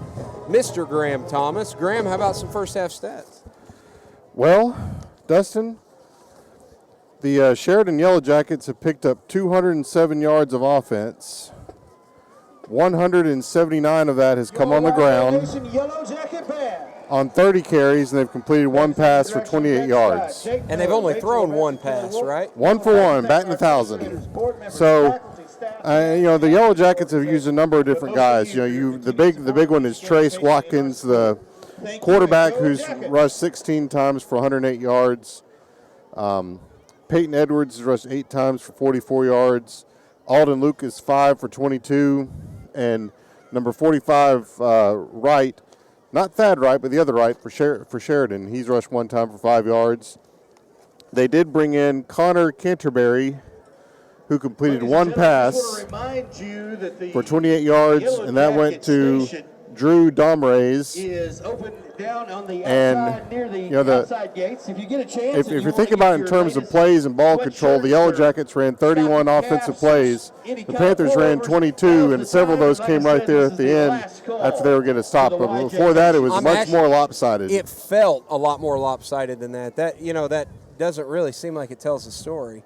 Well, but in a way, it does tell the story. They've controlled Much the better ball. second They've quarter. controlled the ground, and they're up 14-7. But yes, it was a much better second quarter for the Panthers, and I think they feel like, if they've been able to stop the big run by Watkins, maybe this game is tied, or maybe they even have the lead at this point. But a lot to feel good about going into halftime to get the ball back. Siloam Springs, on the other hand, has rushed 12 times for 53 yards and thrown for 31 yards. Taylor Poole has completed 5 of 10 passes for 31 yards. In the rushing categories, Poole's rushed 44 times for 22 yards, and Jackson Norberg and Camden Collins have both rushed 3 times. Norberg has 18 yards and Collins 11. Jeff Fazima with 2 carries for 2 yards here on that last drive. As I said, Poole's completed 5 of 10 passes for 31 yards. 2 of them to Gavin Henson. Those are his first 2 catches of the year. Gavin's been doing a good job in JV work, and having him out there at receiver just frees another guy up to be Ladies and somewhere gentlemen, else. just He's a wanna good remind player. everybody that Real our good pitcher, too, concession for the Panther concession baseball stand team. Downstairs has chicken sandwiches, Tanner hamburgers, Broyles, 1 catch cheeseburgers. for 6 yards. Get there Jackson while they're Norberg, last. 1 catch for -1. And Gage Weaver with 1 catch for 10 yards. So Panthers have a shot to get back in this one. Oh, absolutely. And, It's not near too late. need to tighten up on defense. Maybe get a turnover or 2 and try and flip the script here in the second half. Good news is Panthers get the ball to start the second half. They deferred their option to the second half. That's the first time they've done that all season, and they're going to make some adjustments here. They're going to make some defensive adjustments to do everything they can to stop that Sheridan rushing attack. From a Sheridan point of view, I don't know what really adjustments you can make because your defense hasn't been out there just a whole lot to be able to do so. And I'm sure they'll have some, but from Siloam's point of view, I'm sure they'll look at it, maybe bring in another defender in the box, or change up some of their blitz schemes. Something there will be some adjustments at halftime, and Coach Craig and his staff are really good about taking what they've seen so far and adjusting. And you saw some of that on that last drive when they got the stop. right, and that was if the Panthers come back and win this game, that's the turning point moment, I think, defensively, especially for the Panthers. Now on the flip side, looking at this deal, not a lot of penalties. Both teams have played pretty clean. The Panthers fumbled it out of bounds once on a kickoff return. Mm-hmm. It's been a pretty clean game. Yep, it's just so far it's been defined by the trenches. Sheridan has been very good. Sheridan dipped into their bag of tricks to convert on 3rd and long on their own side of the field early in the game, and that. I don't know if that's something that they've showed on film yet, but it was a very effective play because I know the Panthers were looking for the toss, and the tight end was wide open over the middle. So, Dustin, it's been an exciting week for Siloam Springs Athletics. That we just got done with a couple of conference tournaments in tennis and in golf. And if you don't mind, I'd like to start with some tennis here. Absolutely. The Siloam tennis teams were in Russellville this past week, and coming out of Tuesday's conference tournament finals in girls doubles, the doubles team of Olga Los and Eve Slater are the 5A West Conference champions. And that's pretty cool. Combined with the 4 matches they won in the conference tournament, plus the 8 matches in league play, they have gone 12-0 in 5A West play. And that's just a tremendous achievement for those 2 girls. Loss is a freshman, and Slater is a junior, and real happy to hear that for those girls. They will be advancing on to the state tournament, which will be in Hot Springs on October 14th and 15th, and we'll take their shot at some of the 5A's best doubles tennis teams. On the boys' side, we've got the doubles team of Lucas Junkerman and Sam Jackson. And Lucas is a sophomore and Sam is a junior, and they advanced to the state tournament as well. They end up finished 4th overall in boys doubles this past week, but did a real nice job. In order to qualify in tennis, you have to advance to the semifinals of your conference tournament, and so they were able to do that on Monday of this past week. And then moving on to golf, the Siloam Springs golfers were in the 5A West Conference Tournament at Ben Guerin Golf Course in Fort Smith. Neither team was able to qualify as a team for the state tournament, and it's actually the first time in several years that's happened. But we did have a couple of individuals qualify. In boys, Ethan Owens will qualify for the boys 5A state tournament, which is actually in a couple weeks. Actually, it's the first Monday and Tuesday of the first full Monday, Tuesday of October. So not this Monday, Tuesday, but the next one. And then in girls, originally it looked like we had just one to qualify in Emily Self. She's a sophomore. But Bailey Morris, freshman, also qualified. Coach Robertson just let me know that. So good for those kids. That's right. Getting That's to continue their seasons on. And we'll be excited to hear about their successes at the state tournaments coming up here very soon. So now, Graham, when we do the athletic events for the week during the broadcast every week, it is just littered with volleyball. There's so much volleyball action. So how's the volleyball season going for everybody? Well, the Lady Panthers were in action twice this last week. And on Tuesday, they dropped a very tough, heartbreaking 3-2 loss to Little Rock Christian. Had lots of opportunities to win it, just couldn't pull out the W. And then last night against Greenbrier at home, really battled a really good Greenbrier team who's in first place in the conference at the moment, and lost 3 really, really tight ball games. But I know Coach Joe Ellen Wright and Coach Jesse Merrill feel like the program is heading in the direction they want to. They're in my opinion, they're kind of turning the corner a little bit and competing with some of these top teams in the conference. And they've got an uphill battle to make it to state, but it's not out of the possibility. Just got to get some W's here along the way. And then in junior high volleyball, Coach Leah Towell and Coach Emily Grace Rugery, they're doing a good job with those young kids. A lot of times, even on the junior high volleyball, you don't see, but sometimes they'll have 2 7th grade teams playing or 2 8th grade teams playing, A team and B team, and they're in action multiple times a night, playing a lot of games, and that's really, really good for those kids, and they're doing a good job. So it is a busy season in Siloam athletics. And just to round out, cross country was at the Be Your Best meet this last week, and I believe tomorrow they're at Berryville with the Chili Pepper coming up, and the women's and the girls and the boys teams have both had some early season success. The girls have taken first place at a couple meets and really done well, and I know that there's great things in store for the cross-country kids, as we go down the stretch. And last, I don't want to forget the junior high football teams. That all 3 of them were in action. Last night at Panther Stadium, we had a triple header. And the 7th grade team lost to Farmington.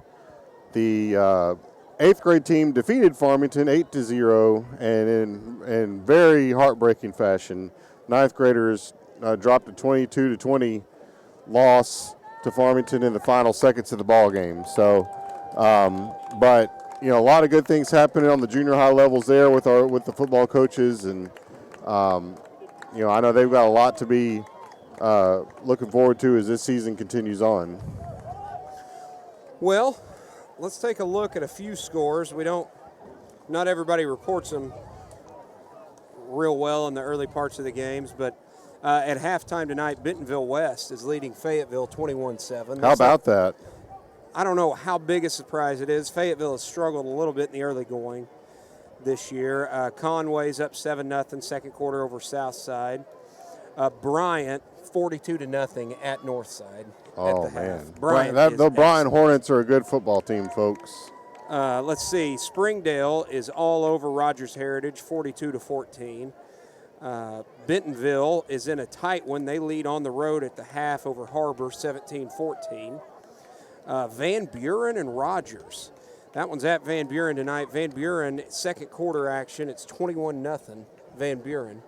Crosby Tuck He's doing some good things, isn't he? Doing a lot of good things at Van Buren, and not real sure what's happening down with the Rogers. You know, as you and I talked about earlier, we thought that Rogers had a chance to be a good football team based on what we saw in the preseason scrimmage, and so far it's been a little tough sledding for the Mounties. It has. Now prepare yourself for this one, Graham.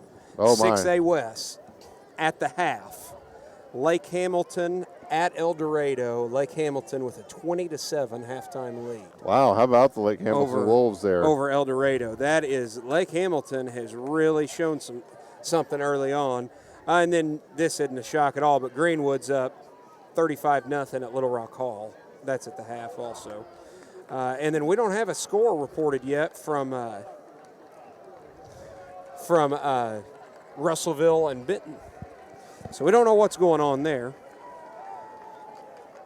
And also at halftime, Harrison trails Morrilton 21-14. And that's How about at Harrison that? tonight. A little bit of a surprise. Both of those teams are really, really good. Well, and that's why you play the game, folks. I mean, you can go into these things thinking it's going to turn out one way, and it can end up being something totally different. And I don't think I really expected the Sheridan Yellowjackets to be ahead 14-7 and dominate the first half like they did, but that's how it turned out. So, but we got another half of football to play. That's right. Adjustments will be made, and we'll see if the Panthers can get back on track here. Because it's certainly not too late. I've got at halftime, Dustin, Benton over Russellville 22-17. Wow. A lot of offense. Yeah.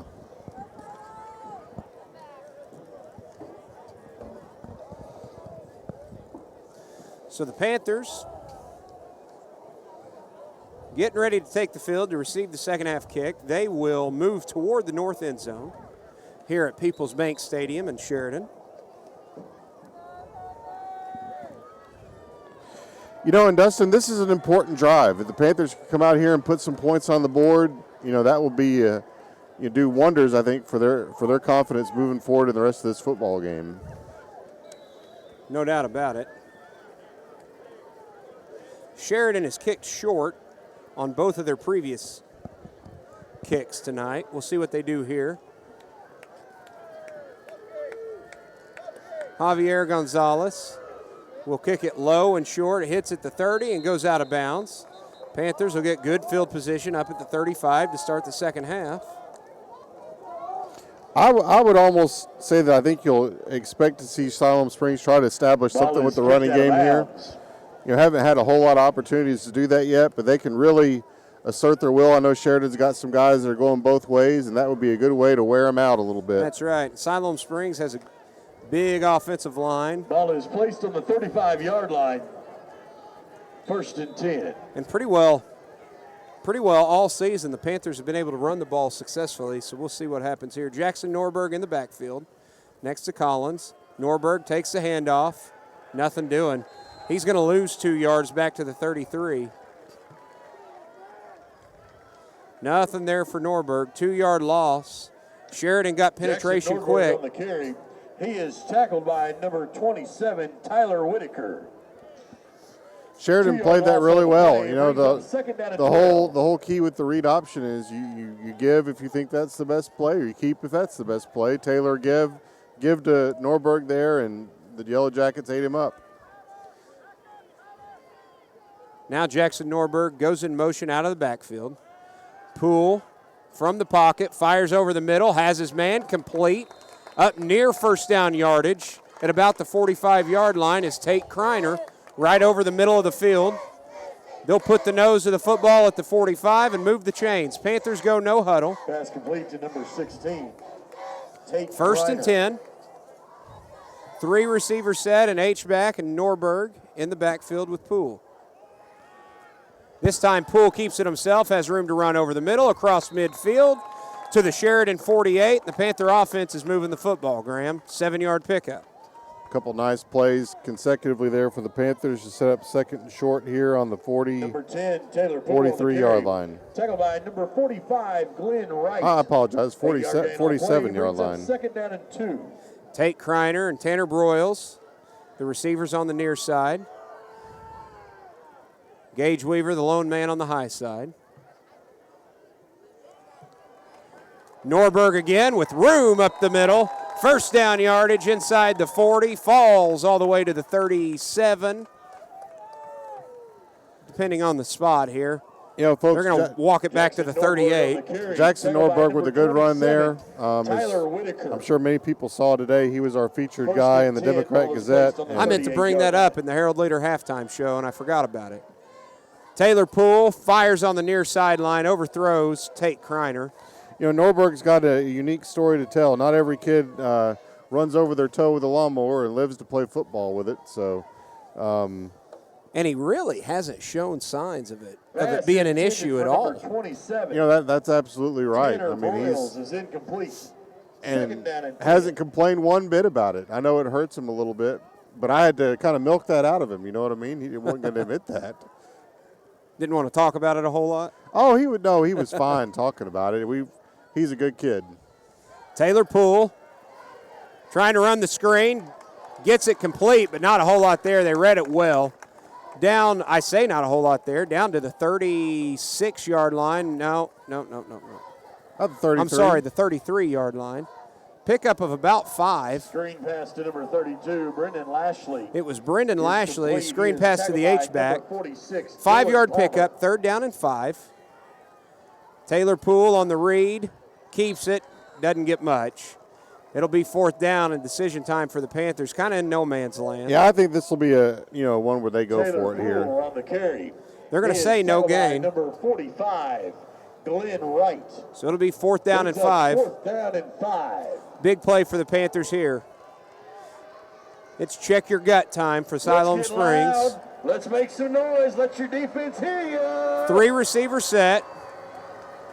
Taylor Poole pulls it out over the middle and in and out of the hands of Tate Kreiner. He had Tate Kreiner. Turnover on down. Sheridan football, 1st and 10. In and out of the hands of Tate Kreiner over the middle. It's a turnover on downs, and now it's up to the Panther defense to hold the Yellowjackets. They had what they wanted. Yeah, Tate had he had a chance to make a play there, just couldn't haul it in, unfortunately.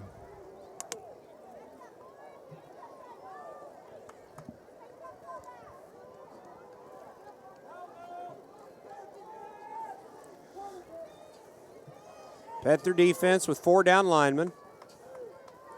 Watkins will hand it off to Lucas. Lucas is going to be dropped in the backfield. Good play. Siloam Springs, great containment. Alden Lucas is a shifty runner, but he didn't break free that time. Back to the 30-yard line, a loss of 2. Alden Lucas on the and Panthers brought some pressure there, Dustin. And they're going to have to get their energy level up and break through some of those, some of that offensive protection and try and get some negative plays. A good job there on that first play of doing that.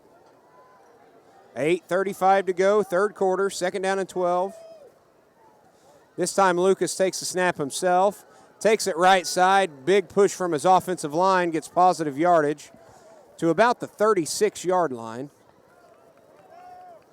So it'll be a gain of 6 yards and a 3rd down and more manageable, about a 3rd and 6. Tackled by number 44, Hunter Dorsey. Hunter Dorsey made the stop. 3rd down and 6.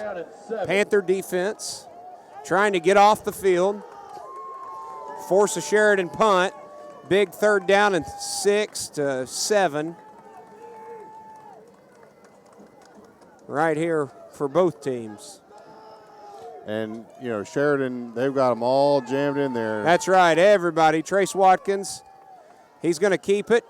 Goes to his right, nothing there. Siloam Springs bottles it up, drops him before the 35-yard line, a loss of a couple. That'll force a 4th down. A 4th down and a. He is tackled by number 29. Let's see, about 4th down and 7. That's a nice stop Esquin there. Bocanegra with the stop. He had some help from the other defenders there. Elijah Coffey back to receive the punt. Siloam Springs looks as if they're going to rush the punt. They fall back at the last moment. Elijah Coffey catches the low line drive, breaks a tackle. He's up near midfield, forced Forced down near the out-of-bounds line on the Sheridan side at the 49-yard line. Good return for Elijah Coffey and good field position for the Panthers. Yeah, that's just a great overall series for the Panthers. You can hear a little pep on the sideline here too. That's great to hear too, Dustin. Just terrific.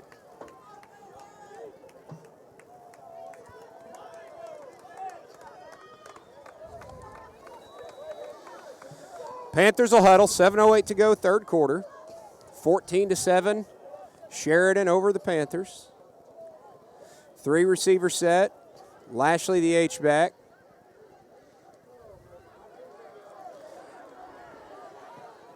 Taylor Poole with the keeper comes to his right, cuts back, and finds a hole for a few yards across midfield to the 48.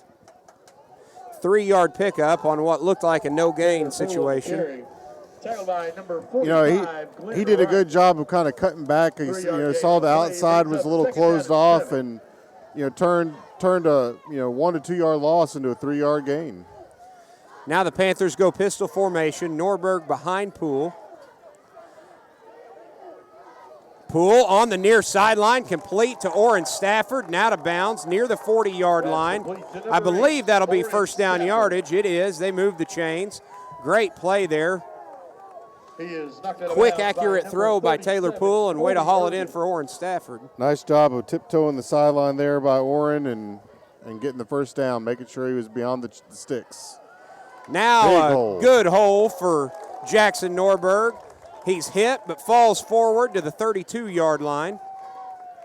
Atrocious spot back to the 33-yard line. Still a 7-yard pickup, but that is a horrible spot. Panthers clicking a little bit here, trying to second up tempo, and they move tempo, like you said here. Again, Jackson Norberg, he brings it right side. He'll have the first down. And he lowers his shoulder in the sideline. Instead of stepping out, he delivers the blow. First down yardage down near the 25. It's hard to see from our vantage point. We'll see where they spot this. Well, whatever happened down there, though, it really fired up the sideline because they were all kinds of jacked up after watching that one. Right at the 25-yard line, Panthers move quickly. 3 receivers, this time Cam Collins. They'll look to throw just outside the reach. Trying to see who that was. I think he tried to get Orrin Stafford again. Fastball a little too hard there from Poole. He threw it quickly, and it was just a little over the reach of Orrin Stafford. 2nd and 10 from the 25. 5:48 to go, third period. Lashley, the H-back on the right side. This time Collins takes it, has a hole. Wow. Right side, Collins, touchdown, Siloam Springs. 25-yard touchdown. He went untouched, Graham. Untouched. Great job there by the Panthers offensive line. Cam Collins had a big hole, and he was gone. He did not get touched. Good blocking by the receiver on the near side, and I believe that was Orrin Stafford.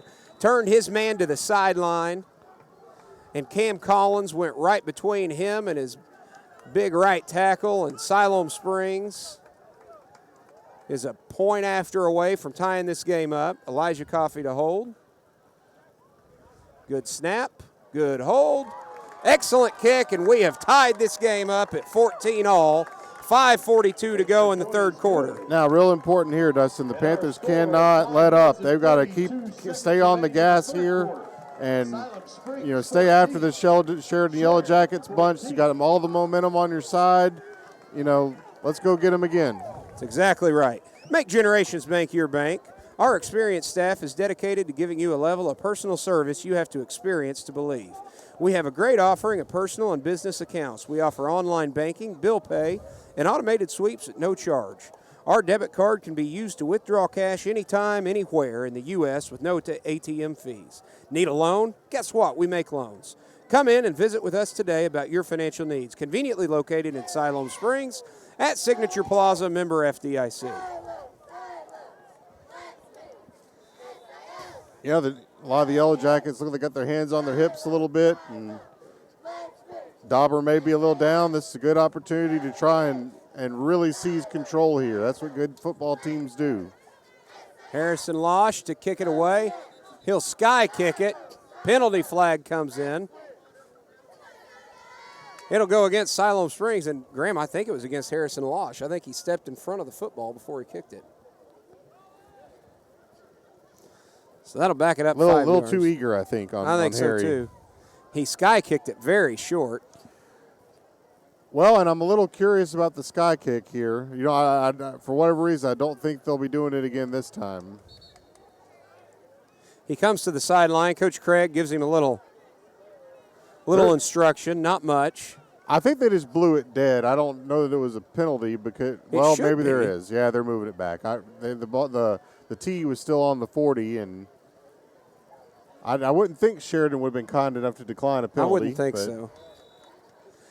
Let's see what they pull out here. Is that the here. first penalty of the night against the Panthers? That is not. They did It's have not? a couple in Okay. the first half. And that first drive. Poor memory on my part.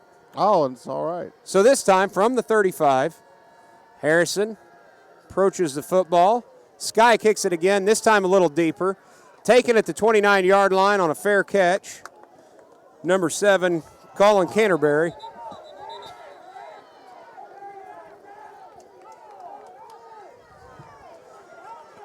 Little scrum on the near sideline. This is not the team that you want to get fired up, you know, and not real sure what happened there because we're shielded by the wall of Siloam players. But well, I'll tell you, I caught it out of the corner of my eye. They called a fair catch, and one of the upbacks, one of their linebackers, laid a blow anyway. One of the Sheridan players laid a lick anyway. Upset the Siloam Springs sideline and fans here, and rightfully so. No flag, though. Ball at the 34-yard line. They'll hand it off to Alden Lucas, and Alden Lucas gets a yard, and that's about it. Alden Lucas on the carry. He is tackle line number 29. Coach Craig and Coach Harriman encouraging their defense. A good stop there. They're going to give him a 2-yard pickup to the 36. 2nd and 8, 5:15 to go. Third quarter, ball game tied at 14. From the gun, their throwing quarterback, Canterbury, will throw it quickly to Lucas out of the backfield. Good gain for Lucas. I think he'll be near first down yards. They're going to go ahead and give it to him. Up at the 44-yard line, moves the chains. Sheridan showing a little bit different look here offensively as Siloam Springs looked really good defensively in that last possession. Well, I think the Panthers were starting to kind of catch on to the power run game, and you know here's some adjustments that the Sheridan offense is making. Now Sheridan's going to huddle. They're going to need to move here. Nah, they'll have time. 1st and 10 from the 44. Canterbury, the quarterback, 3 receiver set. Canterbury from the pocket looks to throw. Good look and complete. Caught on the near sideline. Trey Davis will take it all the way. Touchdown! And it is a Sheridan touchdown. Armando Munoz was playing the ball well, but he was on the inside. Trey Davis, the bigger receiver, just reached right over Munoz's arms, hauled it in. Munoz was tripped up, and Davis strikes from 56 yards out. And it is a 20-14 Sheridan lead as they answer. The extra point is a knuckleball kick, but it is good, and it's a 21-14 Sheridan lead. Seconds remaining in the third quarter. Siloam Springs 14. Your Sheridan Yellowjackets 21. Well, as we said, you know the Yellowjackets do like to run the football, but they will throw it when the opportunity presents itself. And it was kind of an unfortunate play there for the Panthers. He had a chance to make a play, and Munoz had good position there. Trey Davis honestly just reached right over him, was a little more aggressive to the football. Munoz lost his footing, and Trey Davis went untouched.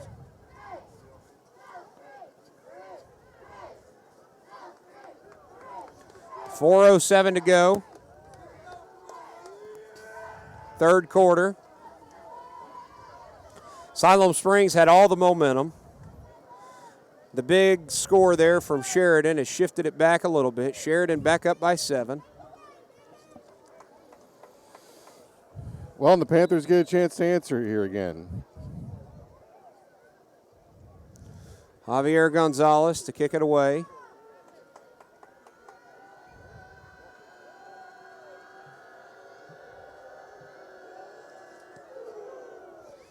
His kick is low. Taken and fumbled by Siloam Springs. Picked up.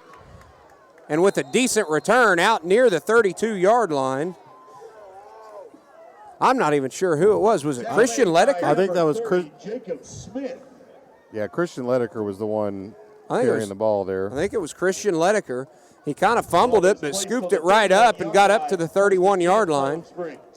Little dangerous situation, but he did a good job recovering there. Panthers with decent field position.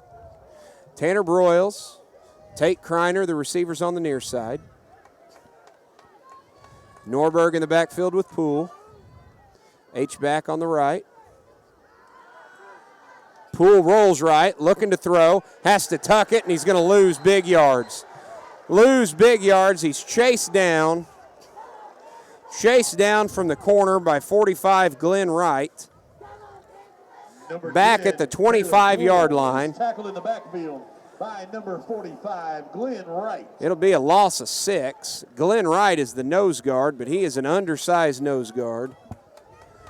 Plays with good speed. It's second down and 16.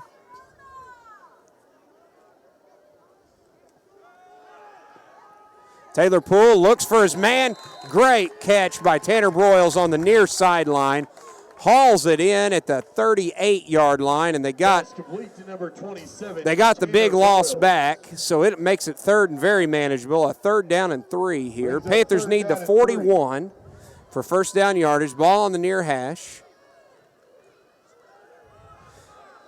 Norberg will have the first down up to the 44-yard line as he takes it left side over his left tackle. He had a little delay step, waited for the gap to open.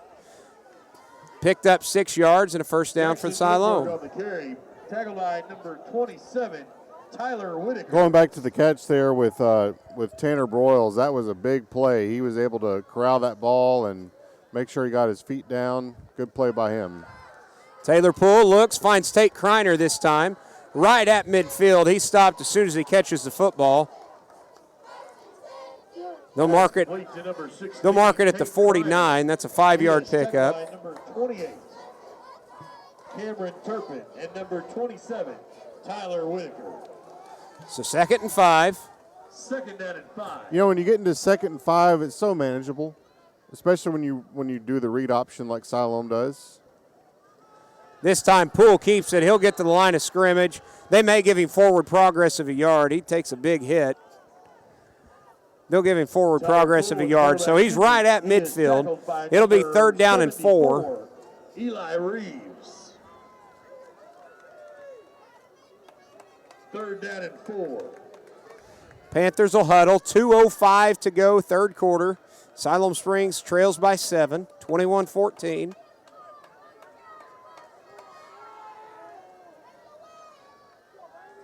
From the gun. Fumble on the play. Sheridan, ball still live. Sheridan's going to come up with it. Sheridan comes up with it. Sheridan comes up with it in Siloam Springs territory at the 36-yard line.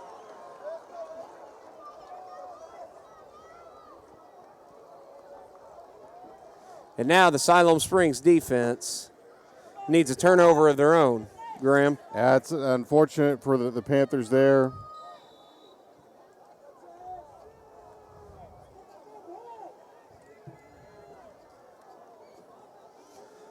A minute 42 to go, third quarter. Ball is placed. Sheridan with the lead and the football. Sheridan football, first and 10. Siloam Springs defense needs an answer. Trace Watkins back in there at quarterback. They'll go 2 receivers. Trace Watkins takes it to the right side. He'll get a couple, maybe 3. In fact, down to about the 33-yard line. Ball on the field, but the officials are not calling. The officials, Siloam Springs came out of it with the football, but the officials say no. It'll be marked back at the 34-yard line. Watkins on the carry, 2-yard play. 2-yard pickup. Second down and 8. Second down and 8. Brandon Craig pleading his case with the line judge here. Well, you're on the road. It's going to be difficult to get calls like that.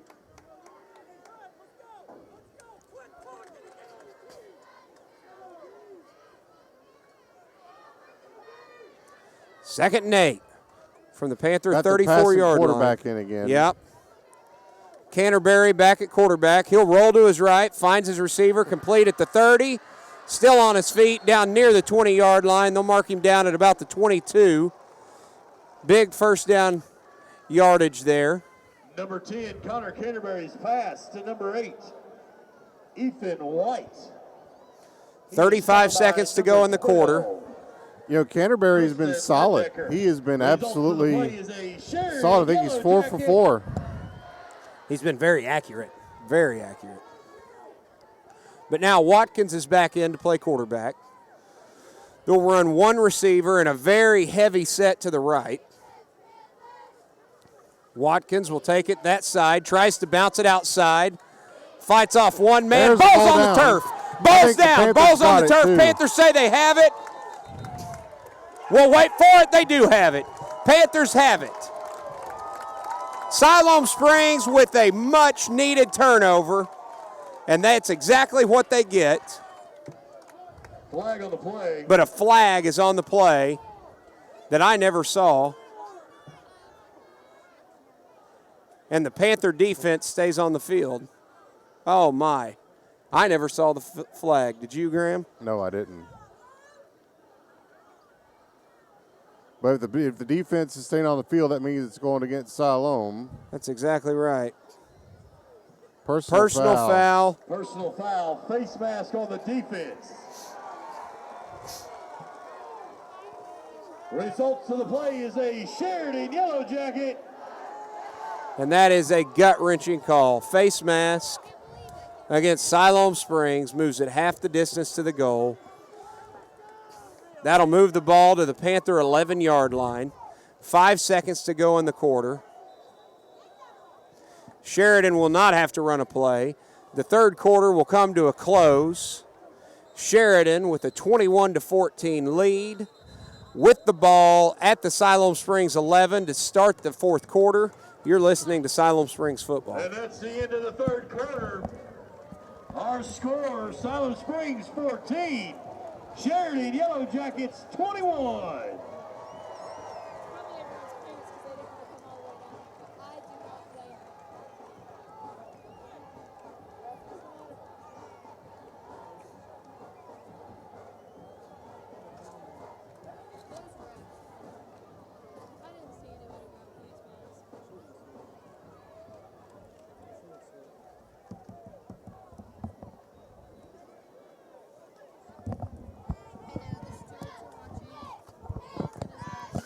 Rural friends tired of not having internet or paying high satellite internet prices, not to mention slow DSL speeds? Miles Out is the solution. They provide fast internet speeds at an affordable price with no long commitments because you own the equipment. Now, how do they do this, you ask? They beam a cellular signal directly to your house or business. Miles Out serves clients throughout Arkansas and Oklahoma, and they're ready to serve you. Call or text them at 918-913-4479 and get some internet. Miles Out is a proud sponsor of Panther football. Fourth quarter. Panthers defense needs a stop. They've got their back against their own goal line. 1st and 10 at the 11. They'll go to their fullback. I believe that's Glenn Wright. I'm not certain. It was Glenn Wright. He'll get inside the 10. Not a whole lot there. They'll mark it at the 9. So that's a couple of times in that quarter, Dustin, on that drive where the Panthers felt like they had a turnover and not to get it. Yeah, that's twice.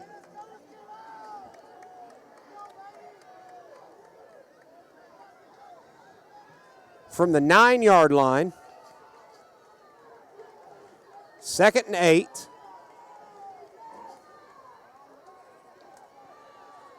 '26 cuts it up inside the 5.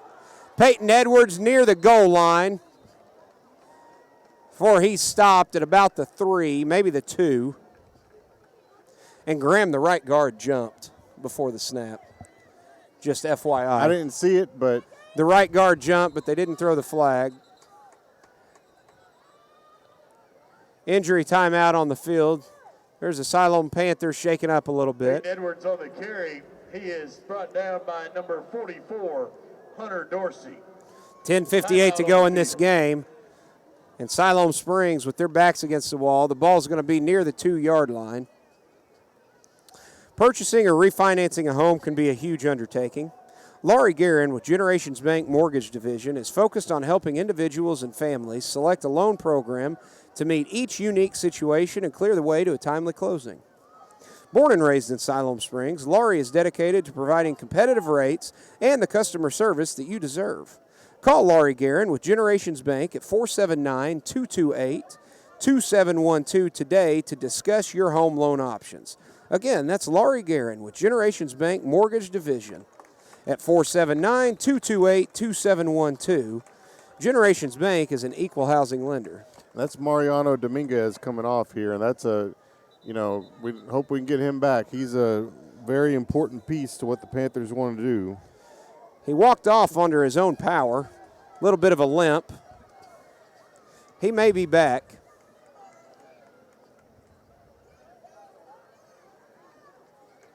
He's trying to stretch it out a little bit on the sideline. So it's going to be 3rd down and short from the 3-yard line of Siloam Springs for the Sheridan Yellowjackets. 10:34 to go. Edwards keeps it. Siloam Springs gets a stop. Near the line of scrimmage, who was it? It was 67. J.P. Wills did a great job there. I think Thad Wright was involved there too.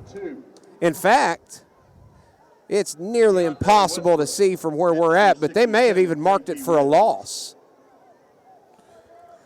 I think you'll probably see Sheridan go for it here. They may not have a lot of confidence in their field goal team. 4th down and short. I think it's going to be a long one from about the 3-yard line. And a Sheridan player goes down here. And a Sheridan player is going to a flag comes in. What in the world? A flag. The head umpire dropped the flag and called a hold against Sheridan. Did you see that? I saw him drop the flag. I'm not sure. They were kind of waiting around, and then all of a sudden the Sheridan player fell down. Just kind of laid down on the turf. And then I've never seen a flag so late. I'm speechless. I do not know what happened there. He's. I don't doubt at all his injury, but I have no idea what just transpired. Now, Lance Parker, their head coach, is standing in the huddle on the field at the 15-yard line. Standing in the middle of the field with his team. Now he's going to go talk to Coach Craig about something here. Now Coach Craig is walking out onto the field saying, what is the deal here? You've seen the flag. Is the flag still on the floor? It's still on the ground. I don't see it now. The Panther huddle is kind of blocking. Now they pick up the flag. Coach Craig seems frustrated with whatever the official said. They're going to wave the flag. Well, I don't really know what the flag was for. You can't really call a delay a game because. And now they're going to charge Sheridan with the timeout.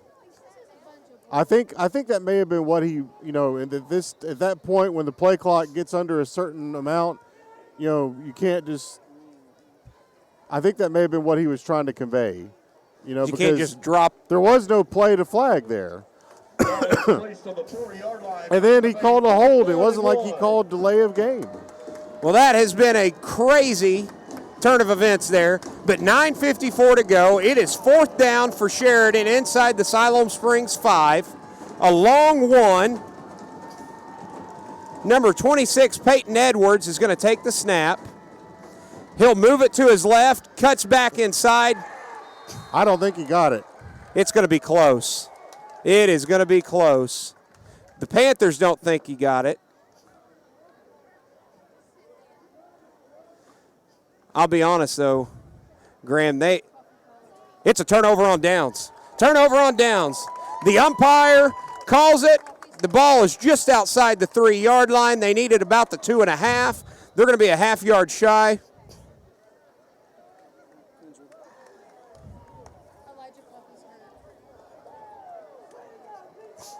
And the Panther defense has held. Turnover on down. And now they've got to get out of this. It gives them hope. 9:47 to go. Yeah, they are deep in their own territory. But better than being down 14 or 10. That's exactly right. So Taylor Poole stands 2 yards deep in the end zone from the gun. He hands it to Jackson Norberg, who tears right up the middle. He'll have near first down yardage, a big run for Norberg. Jackson Norberg on the carry. We'll call it a 9-yard pickup, but it is right near the first down marker. 2nd down and very short for Siloam Springs. 9:25 to go. Plenty of time in this ball game. 3 receivers set. Gage Weaver, the lone man on the near side. Taylor Poole keeps it himself this time, and he loses yards. Well, maybe he didn't. Maybe he got back to the line of scrimmage, Graham. he might have darned. Yeah, I think he's right around the line of scrimmage. On the quarterback keeper, he is brought down immediately by number 36, Austin Tucker. It's going to be a no gain, so it'll be 3rd and 1, and really it's more like a half yard. And at this They're stage right of the at ball the game, I 13. think this is a 2-down Oh, kind of play. I mean, they really can't afford to give Sheridan the ball back here. Hand off Norberg with room to run, near sideline at the 30, the 40s, forced out of bounds over the 45-yard line, right at the 45-yard line. Great big gain by Jackson Norberg. Huge run for the Panthers. They get out of their own end zone and all the way up to the 45-yard line. What is that, ball from the 13-yard line? 32-yard run there, Dustin. Nice run for Norberg. So now the Panthers are near midfield, 8:20 to go, trailing by 7. Play action. Collins looks for his man, has Oren Stafford alone. Oren Stafford, touchdown, Siloam Springs. Touchdown, Siloam Springs. Oren Stafford, 55 yards out. Siloam Springs is within 1. 8:09 to go. What a crazy second half this has been. It is 21-20. Harrison Losh will attempt to tie this game up.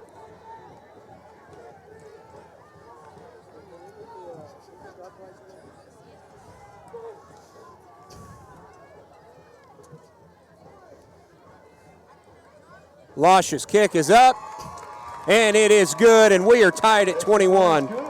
Graham, did you see what that defensive back did to try to make that tackle?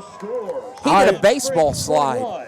He did a baseball slide and tried to slide underneath Oren Stafford to stop that. That's crazy.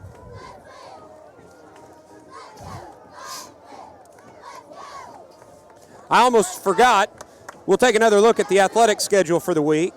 Tomorrow, that's Saturday the 28th, cross country is at a meet in Berryville. Monday the 30th, JV football is at Springdale at 5:30. Also Monday, 7th grade volleyball is at home versus J.O. Kelly at 4:30. That's at the middle school gym. And 8th grade volleyball is at home versus George in that same gym at 5:30. Tuesday the 1st, the golf 5A state tournament is at the Paragould Country Club. Tuesday, October 1st. Ninth grade volleyball's at home versus Fayetteville White at 4:30. Both JV teams and varsity volleyballs at Russellville at 4:30. Harrison Losh to kick it away. He'll kick it high, taking it to 25-yard line, and fair caught. Siloam Springs. The defense and a lot of momentum for the Siloam Springs Panthers if they have battled back here tonight and tied this game 21-all, still with 8 minutes to go. You know, I thought about this some, Dustin, on these kickoffs. I think what's happening here is Siloam has got some concerns about the special teams returns for Sheridan. I don't know if they've seen something on film, but you know, they're not wanting to give them any opportunities to make any plays on special teams at the moment. So. Well, and Alden Lucas. Oh, my goodness. Sheridan's got to burn a timeout for having too many men on the field. Oh, wow. They do that. Brandon Craig says that should have been a penalty. He's not going to win that argument. He's so frustrated. Well, and he needs to. I know he's frustrated, but he can't He can't get a flag here. No, because that, you know, give your defense a chance here. And Brandon knows that. They still burn a timeout, and that leaves Sheridan with only one timeout. Brandon Craig, and honestly, there have been some things happen tonight that make you scratch your head. Well, Coach Craig's been frustrated with it since the second quarter. But anyway, 7th grade volleyball is at Kirksey on Tuesday the 1st. That's at 4:30. 8th grade volleyball will follow that at Kirksey at 5:30. Then Thursday the 3rd, 7th grade football is on the road at Lakeside at 4:45. 8th grade football is at Lakeside at 6:15. 9th grade football will follow that at 7:45. One of my favorite quotes from Barry Lunny at all time was, he said, "I'm not in the SEC. I can say what I want about the officials." So yeah. Now they're throwing quarterback number 10 Canterbury looks over the field, has his man wide open across midfield. At the 40, the 30, brought down, wrestled down at the 28-yard line is number 27, Tyler Whitaker. Pass complete to number 27, Tyler Whitaker. A big gain that flips the field position all the way down to the Siloam Springs 27-yard line. With 8 minutes to go, there's a Panthers shaking up on the play. Caught him wide over the middle again.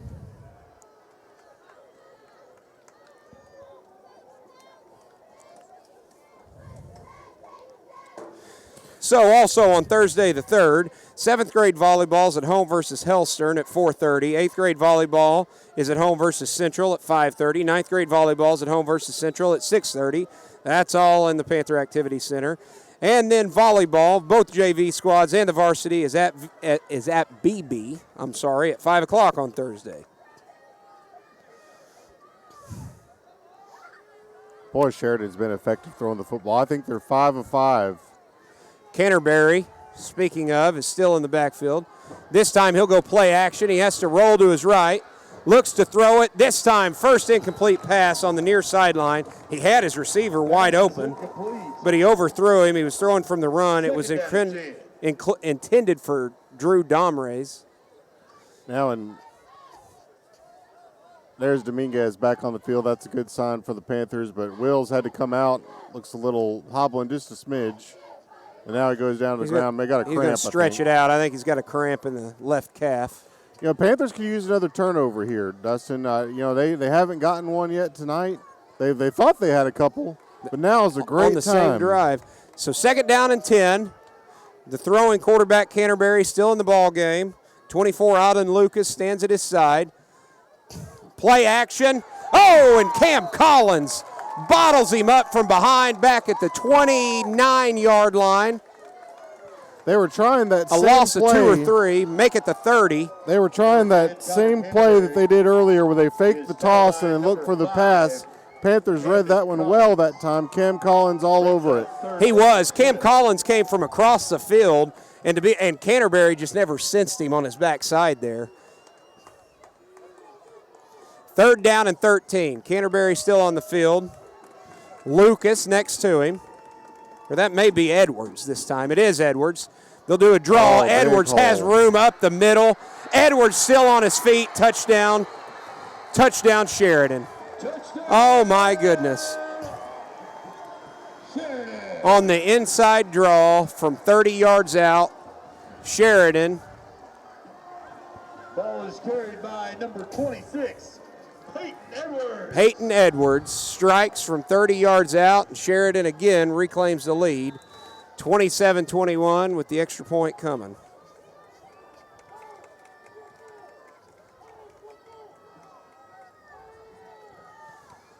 Blocked Extra point is blocked by Siloam Springs. I believe that's 42, Keandre Westbrook. And our score was 6 minutes and 45 seconds remaining. And it's 27-21. 21. And Graham, that extra point could mean something here down the stretch. That could loom huge here. As this game has gotten crazier and crazier in the second half. You give Sheridan credit, folks. They, 3rd and 13, they called a gutsy call there with a draw, and Peyton Edwards did a great job of taking advantage of what the defense gave him. His offensive line blocked it perfectly, too. But like you said, that extra point could loom large. Panthers going to have to answer here. Panther running game has really gotten itself going in the second half here. It opened up the downfield throwing on the big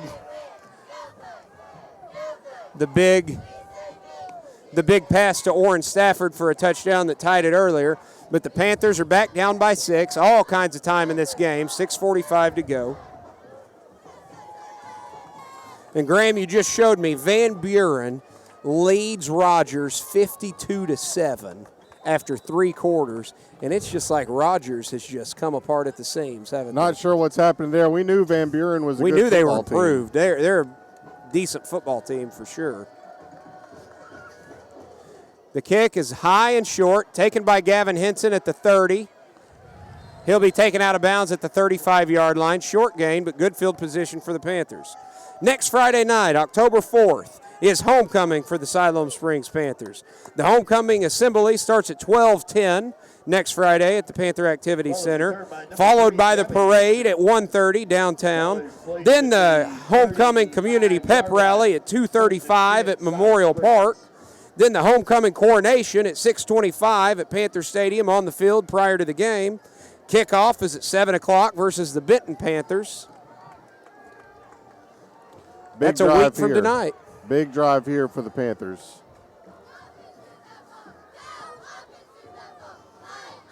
Pass over the middle. Tate Kreiner in and out of his hands. He had room. Kreiner couldn't haul it in. Tate Kreiner. Incomplete. Second down. The passing game has been opened up by the running game in the second half. That was a quick little play action move. Maybe an RPO. I don't know if it was. Maybe just let him a little too much. I don't know. It went off his chest. He needs to make that catch.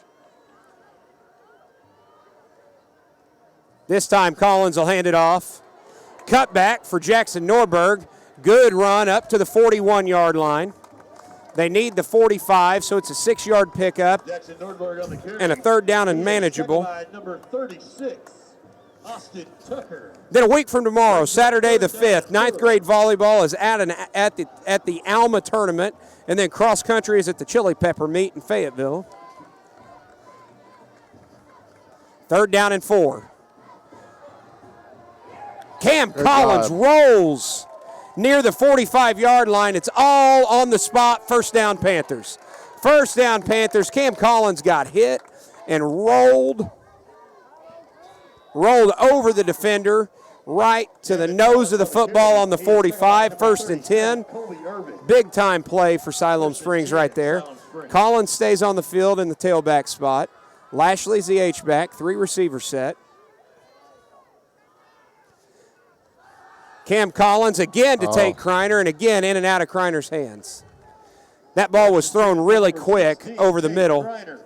Is incomplete. I don't know why they're having a tough time picking that one up. I don't know if it's just a little dark or, I can give you an excuse after excuse, but that's a play that's got to get made to win this football game. 5:35 to go. Clock is stopped on the incompletion. Second down and 10. I wonder why that they haven't had a whole lot of to Gage Weaver tonight, and I got my answer. Peyton Edwards has been on Gage all night long. He is a good defensive back. Quarterback run all the way. Not a whole lot there for Taylor Poole.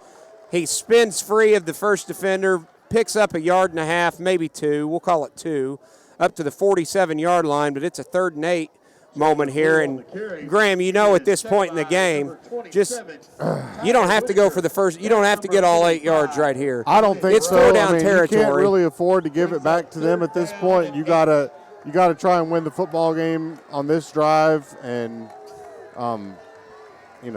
big 3rd down here though for sure. I wouldn't be surprised. Okay, now Jackson Norberg out of the backfield. This time, Gage Weaver, near side, 1st down. Breaks free from a defender, gets good yardage down to the 32-yard line of Sheridan. No flags on the play. Big play there to Gage Weaver. Nice and simple. Nice and, throw and catch there from Poole to Gage. The last 2 first downs, Panthers have run the play action. We'll see what they do here. This time they'll just go ahead and get it to Norberg. Norberg, not much there. He'll get 1 yard to the 31, but not much there. Norberg real methodical there, Yeah. though. Trying to, gain positive yardage or. And another inexcusable spot. That is just a brutal spot. A brutal spot. Marked at the original line of scrimmage. No gain. 2nd down and 10. 3 receiver set. Stewart the H-back. Now Norberg lines up in pistol formation. Taylor Poole tucks it and runs. Good gain inside the 25. He'll be stood up at the 24. And they don't blow the play dead. Now they throw the flag. That's a break for Siloam. Now they throw the flag. Unless Taylor said something. I hope not, but that's. I hope not too. No, it'll go against Sheridan. I don't really like that penalty. But yeah, I guess agree. they got him on the shove. I mean, I don't, if you're Siloam. Well, and honestly, the play should have been blown. The play should have been stopped long before it was. So half the distance to the goal on the personal foul. Moves the ball to the 12-yard line of Sheridan with 3:51 to go. Siloam trails by 6. Sheridan missed their point after a few moments ago. Gage Weaver, the lone man on the near side. Taylor Poole on the keeper, takes it up the middle. Good gain on 1st down to the 5-yard line.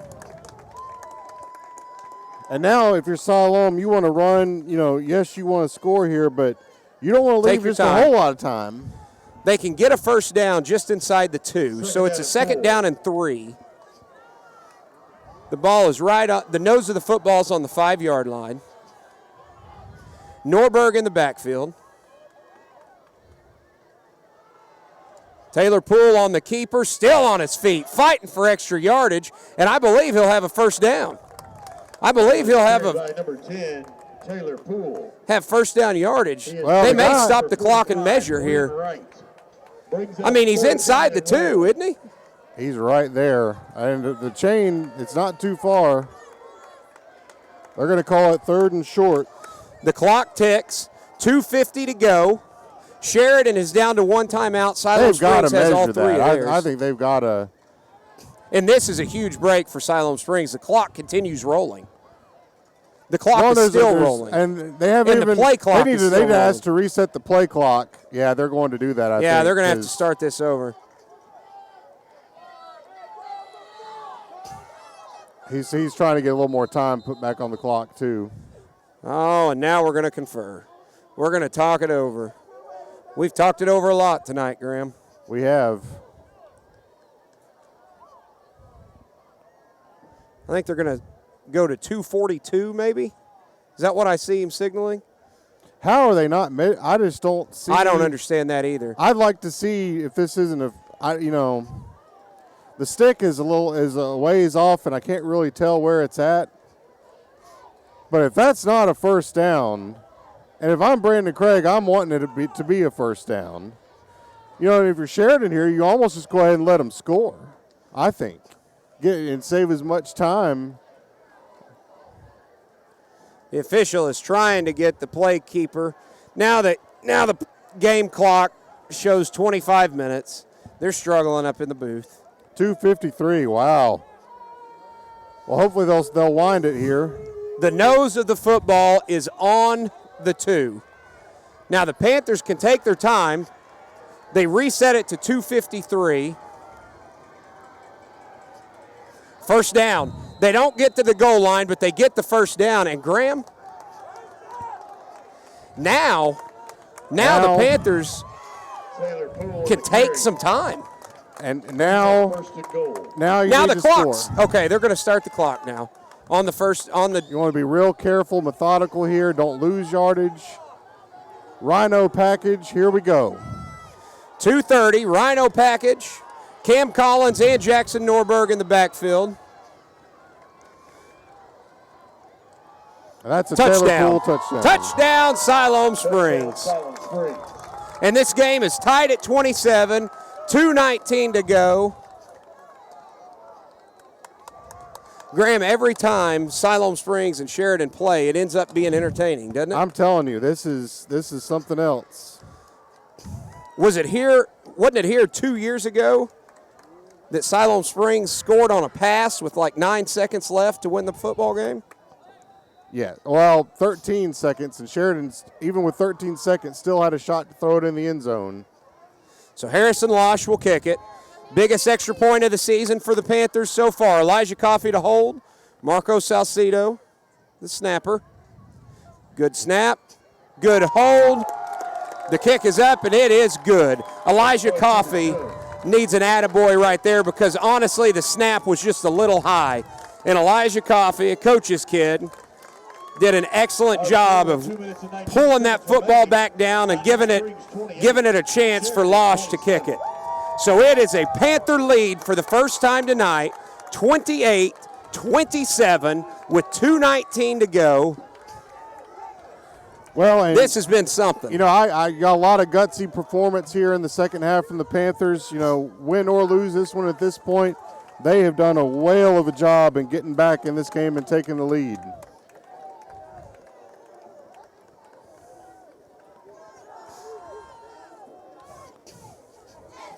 And, you know, welcome to conference play. I mean, this is what you expect in one of the largest conferences in the state. It's been a battle here tonight. There's no doubt about it. Panthers have scrapped and fought back into it. As Sheridan delivered the opening blows in a big way, took a 14-0 lead. Panthers have come all the way back, and they hold a 1-point advantage, but Sheridan will get the football. Harrison's kick is high, short, sky kick, fair caught at the 28. And now this Siloam Springs defense. Now everybody's available on defense at this point. You know, That's right. You say you want to limit the kids going both ways, but I tell you what, we're getting the best 11 out there at this point. Again, Siloam Springs has all 3 of their timeouts. Sheridan is down to 1. Ball is placed on the 28-yard line. 1st and 10, Sheridan. And a turnover on downs will win it here for Siloam. From the pocket, Canterbury throws as he's hit. Pass falls incomplete, and a flag comes in. I think they're going to get a hold. I think it's going to be a hold. Yep. Well, we got maybe not sure.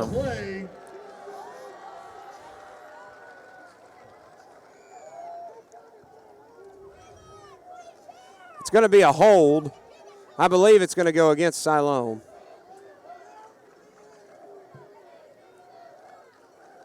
Holding on the defense.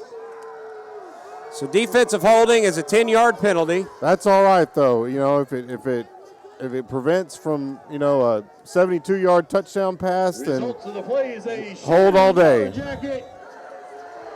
Need to keep that clock going though. Need to put a little pressure on them. They don't like to throw it. Canterbury rolls to his right, finds a receiver, passes incomplete.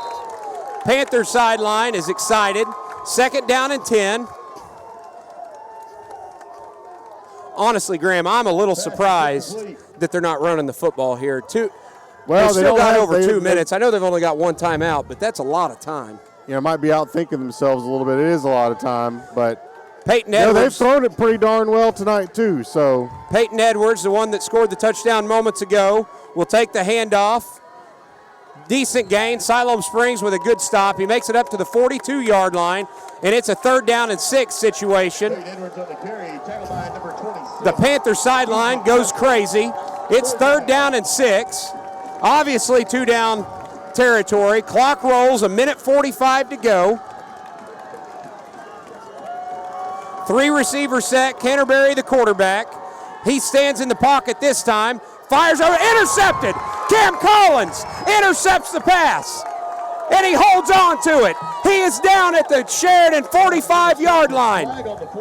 And a flag, are you kidding me? A flag behind the line of scrimmage, and it's roughing the passer.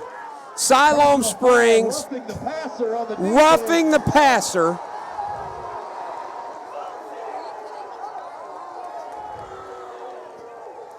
Roughing the passer.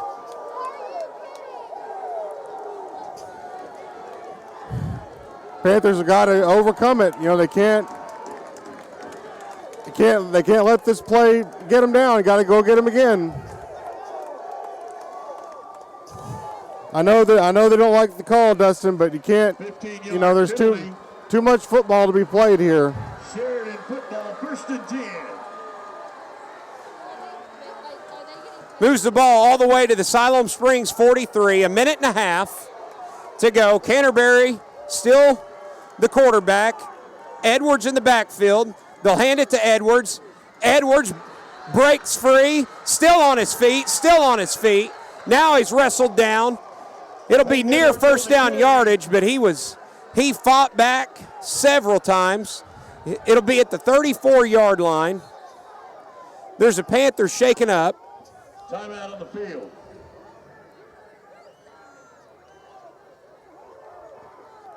There's a Panther shaken up on the field. Ball is placed on the 34-yard line. 2nd down and 1. It'll be 2nd and 1. The shaken up player is Cam Collins. He walks off under his own power. I'd imagine he'll be back in after the next play. Coach Brandon Craig is crawling on the umpire over there. I can't blame him. You know, I didn't can't see. wait to I go wasn't look at watching the play. I mean, you know, I'm going to give him the benefit of the doubt, but you know, that's a tough call on a game-changing play. Canterbury airs it out deep, has a receiver out of the reach of Trey Davis, the receiver. It was a 2nd and short play that stops the clock. Pass is incomplete, 3rd down. Boy, that play looked familiar. That looked almost like the play they ran here 2 years ago. Oh, with my. a chance to win the ball game. That stops the clock with 59 seconds to go. It's 3rd down and 1.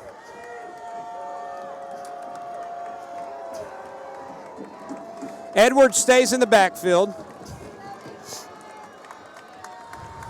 Sheridan's still with their timeout, too. Canterbury hands it to his running back. Edwards gets the 1st down, but not a whole lot more. That'll stop the clock temporarily while they move the chains. And now Edwards is hurt. He got popped pretty good. He did get hit pretty good. I think Siloam Springs bench is thinking he's just trying to stop the clock, but I don't think that's it at all. He got hit pretty hard. You could hear the pop from up here. And he got hit, you know, by a couple of guys, too. When you get blindsided by life, you want fast ER care. That's why Siloam Springs Regional Hospital offers the 30 minutes or less ER service pledge. Experienced physicians and the entire ER team are committed to working diligently to have you initially seen by a clinical professional within 30 minutes. That means you'll be off the bench and back in the game faster. View the average ER wait time, visit ssrh.net. But if you are experiencing a medical emergency, always dial 911. I'm not sure what Mr. Gonzalez's field goal range is, but I think he still weighs out. 1st down and 10. Canterbury from the pocket, plenty of time over the middle, in and out of the hands of Trey Davis, and almost intercepted. 2nd down. Almost intercepted. It would have been an excellent play for Elijah Coffey to haul it in because it was already deflected. Pass is incomplete. That stops the clock. 36 seconds to go. Again. Wow, 16 seconds ran off. Oh, I'm sorry. Before the snap. Yeah. 36 seconds to go. 2nd down and 10. Canterbury They got him. is brought down. No, he's still on his feet, but way back in the backfield. He's going to tuck it and run. Elijah Coffey is the first one there at the 30-yard line. He will somehow gain a couple of yards, and that forces Sheridan to use their final timeout. The play took a long time. They're down to 18 seconds. It's 3rd down and long, about 8 yards. And Colby Fessler is going to, man, he had him back about the 45-yard line. He did. Somehow Canterbury slipped out of it. Now, I don't know how. It looked like he was down.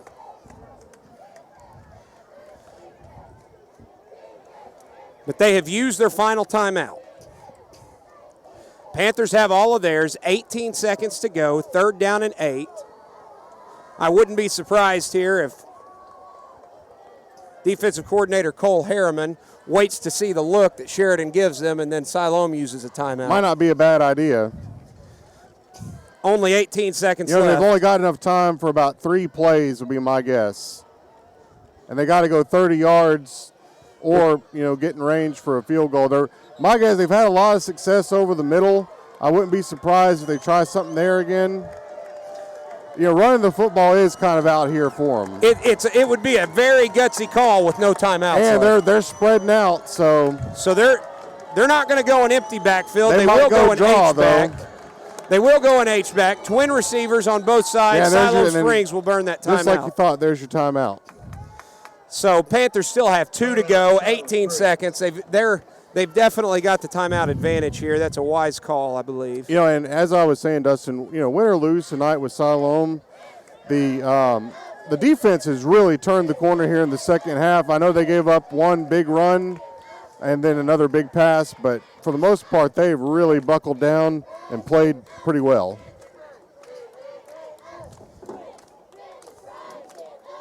Yeah, that long touchdown pass was really unfortunate because Munoz had the position there. He was inside him. The Panthers looked like they had locked up a win there, and. So Cam Collins, who was shaken up a few plays ago, he's back on the field, as is Jackson Norberg. Tate Kreiner also in the secondary. Oren Stafford, one of the D-backs. Elijah Coffey, the bandit. They look to throw over the middle. Intercepted. Christian Ledecker picks it off. We'll wait to make sure a flag doesn't come in 30 seconds after the play. We're going to wait for the umpire. He has changed positions. Christian Ledecker has picked off the pass at the 15-yard line. 11 seconds to go. Panthers just have to take care of the football right here, and they will escape Sheridan with a comeback victory.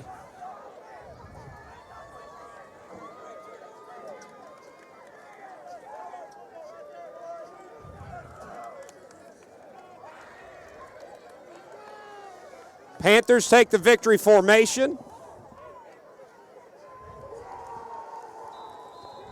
Taylor Poole takes the knee. Brandon Craig throws his fists in the air, and the Siloam Springs Panthers are 1-0 in conference play on the road at Sheridan. They come from 14-0 deficit to come back and take the victory 28-27. And deposit it in the nearest trash receptacle. Please drive. We'll wrap this thing up in just a moment. We'll take a quick look at a few scores of note. Bentonville West leads Fayetteville 28-10 late. Conway is up by 7 at home over Southside right now in the fourth quarter. Springdale is going to defeat Rogers Heritage. They're up big, 49-20. Bentonville leads Harbor on the road, 32-21. Van Buren at the end of the third quarter led Rogers 55-7. We don't have a second half update on Lake Hamilton and El Dorado. All we see here is 20-7 Lake Hamilton at the half. And I still have not gotten any score out of Russellville and Benton. I hate that, folks. 6A West play has started tonight, and Siloam Springs has answered the call on the road in a big way. After a poor start, the Panthers come back to get the victory. We want to thank everybody that helps make these broadcasts possible. We thank Generations Bank, Tim McCord, and everything they do over there. We thank them. We thank the athletic department. We thank Julie Kelly. We thank Athletic Director Ken Harriman. We thank the media department at Siloam Springs High School for their assistance each and every week. I want to thank Tony Molina, who is the only reason these broadcasts work each week. And for Graham Thomas, I am Dustin Butler saying good night from Sheridan as the Siloam Springs Panthers improve to 2-2 on the season. Most importantly, they are 1-0 in conference play. They have defeated the Sheridan Yellowjackets by a final score of 28-27.